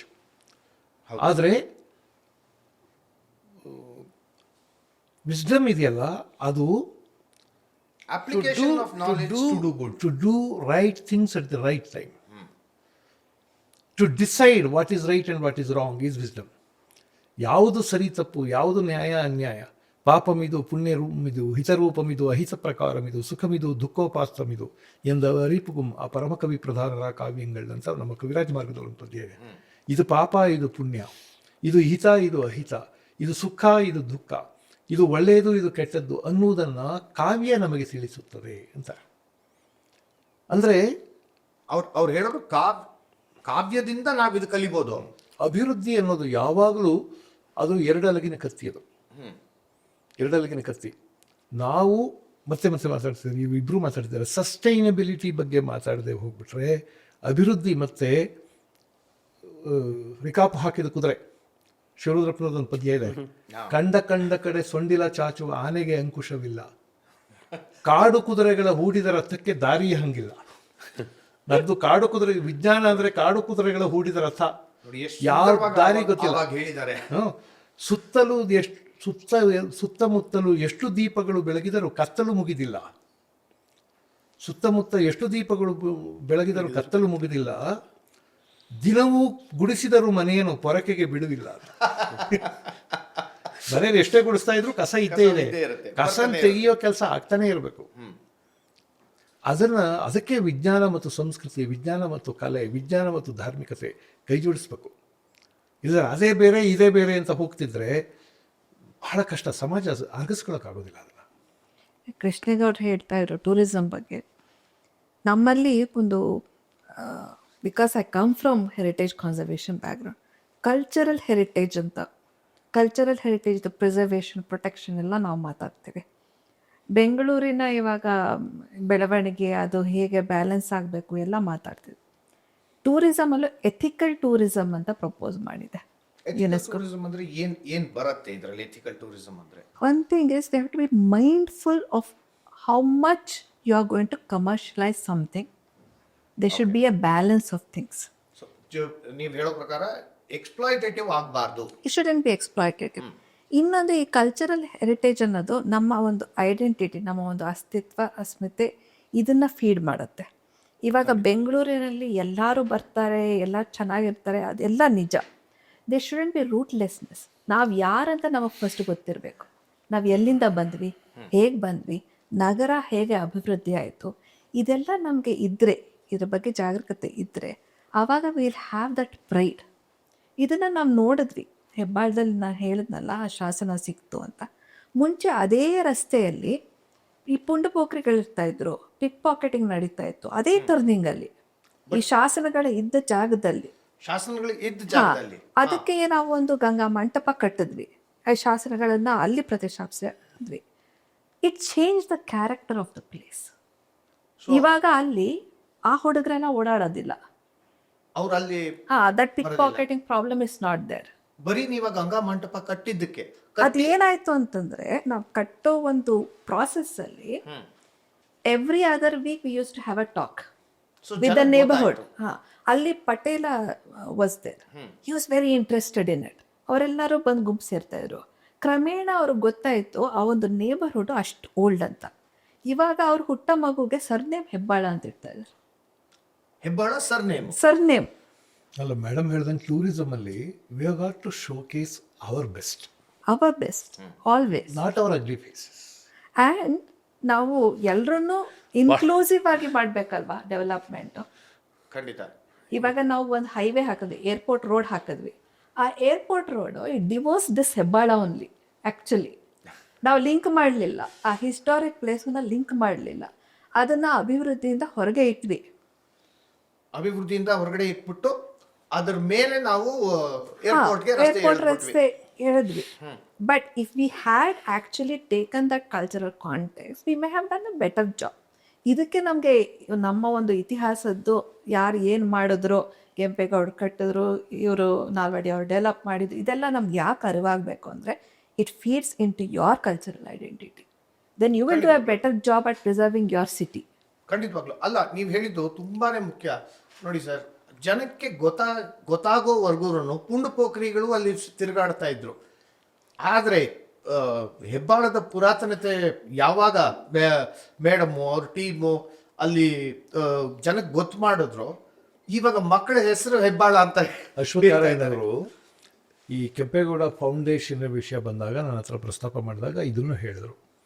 ಏನಂದರೆ, ಒಂದು ಸಮುದಾಯ ಕೆಂಪೇಗೌಡರು ಉತ್ಸವ ಮಾಡಬೇಕು ಅಂತಾಗಿದೆ. ಅದಕ್ಕೆ ಬದಲಾಗಿ ಕೆಂಪೇಗೌಡರನ್ನ ಒಂದು ಐಕಾನ್ ಆಗಿ ಇಟ್ಕೊಂಡು ಇಡೀ ನಗರದ ಕ್ವಾಲಿಟೇಟಿವ್ ಎಕ್ಸ್ಟೆನ್ಷನ್ಗೆ, ಕ್ವಾಲಿಟೇಟಿವ್ ಡೆವಲಪ್ಮೆಂಟ್ಗೆ ಏನಾದರೂ ಯೋಚನೆ ಮಾಡ್ಬೋದಾ, ಆ ಥರ ಸಜೆಷನ್ಸನ್ನು ಕೊಡ್ಬೋದಾ, and to involve all other people. ಯಾರ್ಯಾರು ಸಾಧ್ಯ ಇದೆಯೋ, ಎಲ್ಲೆಲ್ಲಿ ನಮ್ಗೆ ರಿಸೋರ್ಸ್ ಸಿಗುತ್ತೋ ಅವರೆಲ್ಲರನ್ನೂ ಇನ್ವಾಲ್ವ್ ಮಾಡಿ ಒಂದು ನಗರದ ಗುಣಾತ್ಮಕವಾದ ಬೆಳವಣಿಗೆ ಆಗೋದಕ್ಕೆ ಯೋಚನೆ ಮಾಡ್ಬೋದಾ, ಹಂಗೆ ಯೋಚನೆ ಮಾಡಬೇಕಾಗಿದೆ ಹೊರತು ಸುಮ್ಮನೆ ಒಬ್ಬ ಮಹಾಪುರುಷನನ್ನು ಮೆರೆಸ್ಬಿಟ್ಟೋರು ಮುಗಿಯೋದಿಲ್ಲ ಕೆಲಸ. ಅವರ ಆಲೋಚನಾ ಕ್ರಮ ಇದೆಯಲ್ಲ, ಅದನ್ನು ಮುಂದಿನ ತಲೆಮಾರುಗಳಿಗೆ ದಾಟಿಸಬೇಕು. ಬಹಳ ಮುಖ್ಯವಾದದ್ದು ಅವರ ಆಲೋಚನೆ ಅದು. ಅದರಿಂದಾಗಿಯೇ ಅದನ್ನು ಬೇರೆ ತಾಲೂಕುಗಳಿಗೆ, ಬೇರೆ ಜಿಲ್ಲೆ ಮಟ್ಟಕ್ಕೆ ತಗೊಂಡು ಹೋಗಬೇಕು. ಇಡೀ ಕರ್ನಾಟಕದ ತುಂಬ ಕೆಂಪೇಗೌಡರ ಪರಿಕಲ್ಪನೆಗಳು, ಒಂದು ನಗರ ನಿರ್ಮಾಣದ ಪರಿಕಲ್ಪನೆಗಳು, ಅವರ ನೈತಿಕತೆಯ ಪರಿಕಲ್ಪನೆಗಳು, ಅವರ ಧಾರ್ಮಿಕ ಗುಣದ ಪರಿಕಲ್ಪನೆಗಳು, ಇವೆಲ್ಲವನ್ನೂ ತಲುಪಿಸ್ಬೇಕು ಅನ್ನೋದು ಅವರ ಉದ್ದೇಶ. ಅದರಿಂದ ಕೆಂಪೇಗೌಡ ಫೌಂಡೇಶನ್ ಬೇರೆಯ ಈ ತರಹದ ವೇದಿಕೆಗಳಿಗಿಂತ ಒಂಚೂರು ಭಿನ್ನವಾದದ್ದು. ಯಾಕೆಂದರೆ ಇದನ್ನು ಇನ್ನು ಸ್ವಲ್ಪ ಎಕ್ಸ್ಟೆಂಡ್ ಮಾಡಬೇಕು ಅಂತ ನಾವು ಯೋಚನೆ ಮಾಡ್ತಿದ್ದೀವಿ, ಅಲ್ವೇ? 100%. ಸರ್, ನಿಮಗೆ ಈ ಕೆಂಪೇಗೌಡ ಫೌಂಡೇಶನ್ ಯಾವಾಗ ಶುರು ಮಾಡಬೇಕು ಅಂತ ಮನಸ್ಸು ಬಂತು? ಇದ್ರದ್ದು ಮೇನ್ ಉದ್ದೇಶ ಏನಿತ್ತು ನಿಮಗೆ, ನಿಮ್ಮ ಕಲ್ಪನೆಗೆ ಬಂದಾಗ?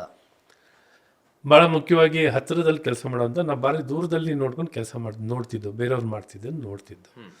ಸರ್ಕಾರಕ್ಕೆ ಬಂದಾದ್ಮೇಲೆ ಭಾಳ ಹತ್ತಿರದಲ್ಲಿ ಮತ್ತು ಚುನಾಯಿತ ಪ್ರತಿನಿಧಿ ಆದಮೇಲೆ ಅದರಲ್ಲೂ ಇನ್ನೂ ವಿಶೇಷವಾಗಿ ನಾನು ಸರ್ಕಾರದಲ್ಲಿ ಕೆಂಪೇಗೌಡ ಅಭಿವೃದ್ಧಿ ಪ್ರಾಧಿಕಾರದ ಒಂದು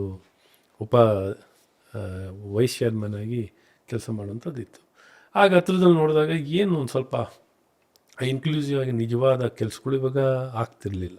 ಇವಾಗ ಅಧ್ಯಯನ ಕೇಂದ್ರ ಅಂತ ಹೇಳಿದ್ವಿ, ಸ್ಥಾಪನೆ ಮಾಡಿದ್ವಿ ಬೆಂಗಳೂರು ಯೂನಿವರ್ಸಿಟಿಯಲ್ಲಿ, ಆ ಕೆಲಸಗಳು ಆಗ್ತಿರಲಿಲ್ಲ. ಅಥವಾ ಇತಿಹಾಸನ ಇಷ್ಟು ಒಳ್ಳೊಳ್ಳೆ ಮೆಟೀರಿಯಲ್ಗಳಿದೆ. ಇವಾಗ ಯಶಸ್ವಿನಿ ಶರ್ಮಾ ಅಂತವರು ಮಿಥಿಕ್ಸ್ ಸೊಸೈಟಿನಲ್ಲಿ ಭಾಳ ಅದ್ಭುತ ಕೆಲಸ ಮಾಡ್ತಿದ್ದಾರೆ. ಬಟ್ ಇದೆಲ್ಲ ಒಂದು ಕಡೆ ಸರ್ಕಾರ ಮಟ್ಟದಲ್ಲಿ ಇನ್ನೂ ನಾವು ಒಂದು ವಸ್ತು ಸಂಗ್ರಹಾಲಯವನ್ನು ಮಾಡಲಿಕ್ಕೆ ಅಲ್ಲಿ ಇಲ್ಲಿ ಒಂದು ವಿರಳವಾಗಿ ವಿಚಾರಗಳನ್ನ ಇಟ್ಕೊಂಡಿರುವಂಥದ್ದು. ಮತ್ತು ಇವತ್ತು ಬೆಂಗಳೂರಿನಲ್ಲಿ ಎಷ್ಟಿದೆ ಟೆಕ್ನಾಲಜಿ ಅಂದರೆ ಏನು ಬೇಕಾದ್ರೂ ರೀಕ್ರಿಯೇಟ್ ಮಾಡ್ಬೋದು. ನೀವು ಹೇಳ್ಕೊಂಡಿದ್ದ ಏನು ಬೇಕಾದ್ರೂ ಡಿಜಿಟಲ್ ಎಕ್ಸ್ಪೀರಿಯನ್ಸ್ನ ಕ್ರಿಯೇಟ್ ಮಾಡ್ಬೋದು. ಮತ್ತು ಎಲ್ಲರಿಗೂ ಜನಕ್ಕೆಲ್ಲ ಒಂದು ಕಡೆ ಎಥಿಕಲ್ ಅಂತ ಏನು ಹೇಳಿದ್ರಲ್ಲ, ಎಥಿಕಲ್, ಭೂಮಿಯ ಮಹತ್ವ, ಸ್ಥಳದ ಮಹತ್ವ, ಇವೆಲ್ಲ ಒಂದು ಕಡೆ ಇಂಪಾರ್ಟೆನ್ಸೇ ನಾವು ಗೊತ್ತಿಲ್ಲ. ಎಲ್ಲಿ ಬದುಕ್ತೀವಿ ಬಾಳ್ತೀವಿ ಅಂದರೆ ಹೆಂಗೋ ಒಂದು ಬದುಕೋದು, ಏನೋ ಒಂದು ಮಜಾ ಮಾಡೋದು, ಏನೋ ಒಂದು ಏನೋ ಅದಕ್ಕೆ ಮಹತ್ವ ಇಲ್ಲದೆ ಏನು ಬೇಕಾದ್ರೂ ಮಾಡೋದು, ಏನೋ ಖುಷಿ ಬಂದಿದೆ.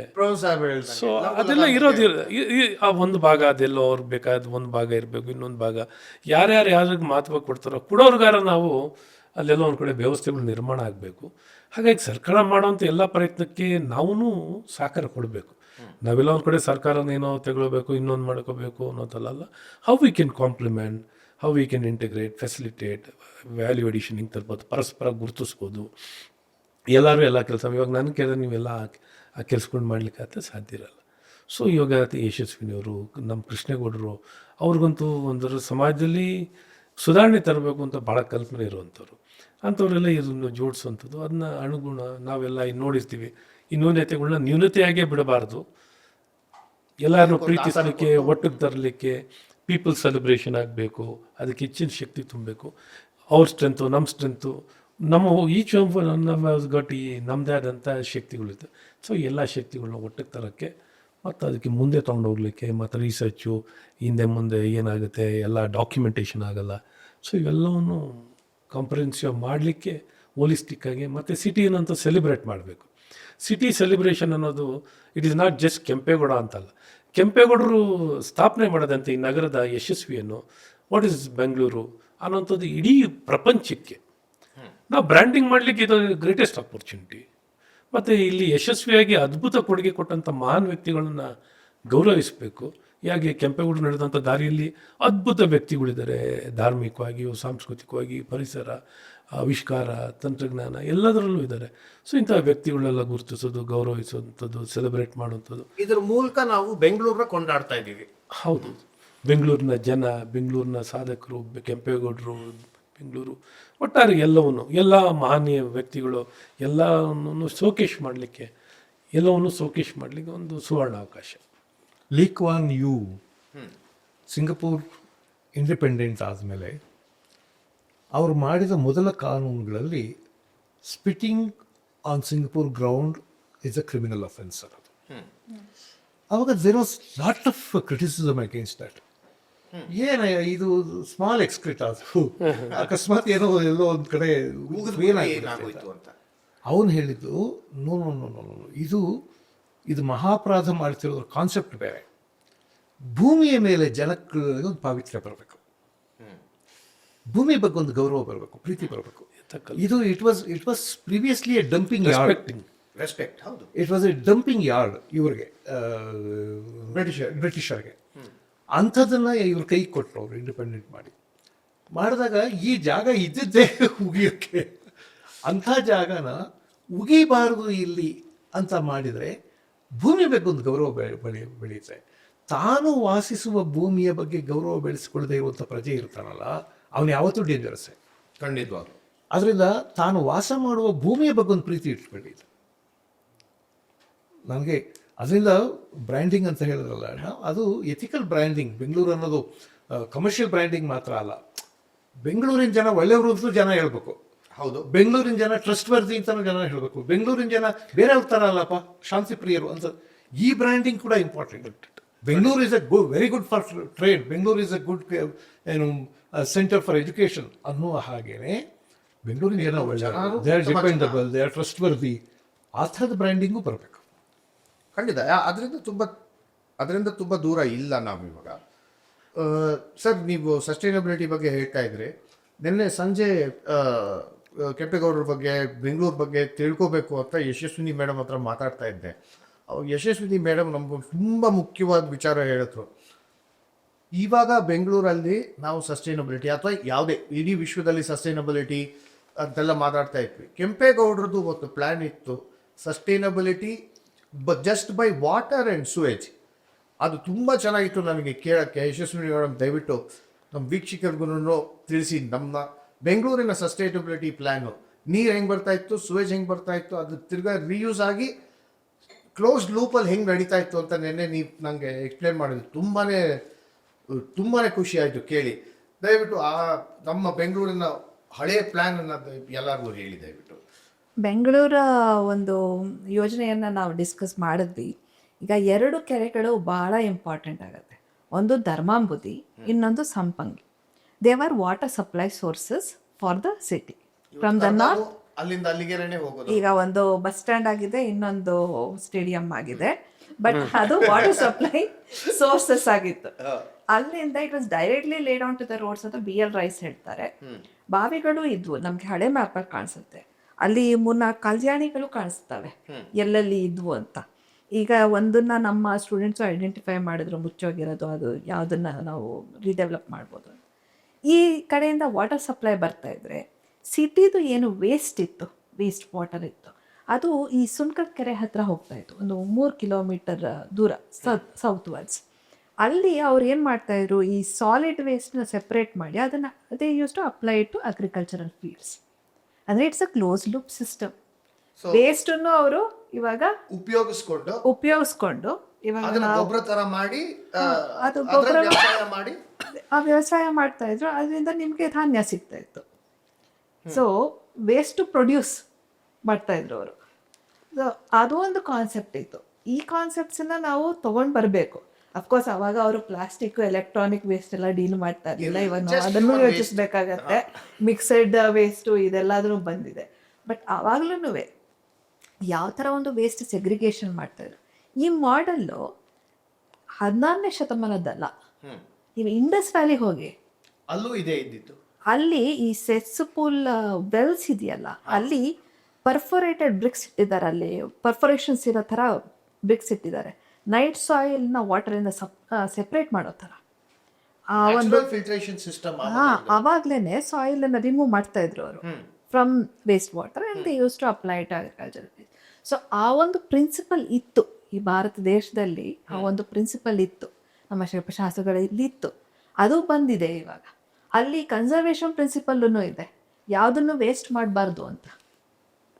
ಎಲ್ಲಾನು ಉಪಯೋಗಕ್ಕೆ ಬರಬೇಕು. ಹಾಂ, ಒಂದು ಪಿಲ್ಲರ್ನು ಇದ್ರೆ ಅದನ್ನ ರೀಯೂಸ್ ಮಾಡಿ ಅಂತ ಹೇಳ್ತಾರೆ. ಅದನ್ನ ಯಾವುದೇ ಒಂದು ಇವಾಗ ದೇವಸ್ಥಾನ ಪಾಳು ಬಿದ್ದೋಗಿದೆ ಅಂತಾರೆ, ಏನೇನನ್ನ ನೀವು ರೀಯೂಸ್ ಮಾಡ್ಬೋದು ಅದನ್ನ ರೀಯೂಸ್ ಮಾಡಿ ಅಂತ ಹೇಳ್ತಾರೆ. ಯಾವುದನ್ನು ನೀವು ತೆಗೆದುಹಾಕಿ ಎಸಿರಿ ಅಂತ ಹೇಳೋದಿಲ್ಲ. ಈ ಒಂದು ಕಾನ್ಸೆಪ್ಟ್ಸ್ ಎಲ್ಲ ಇದೆ.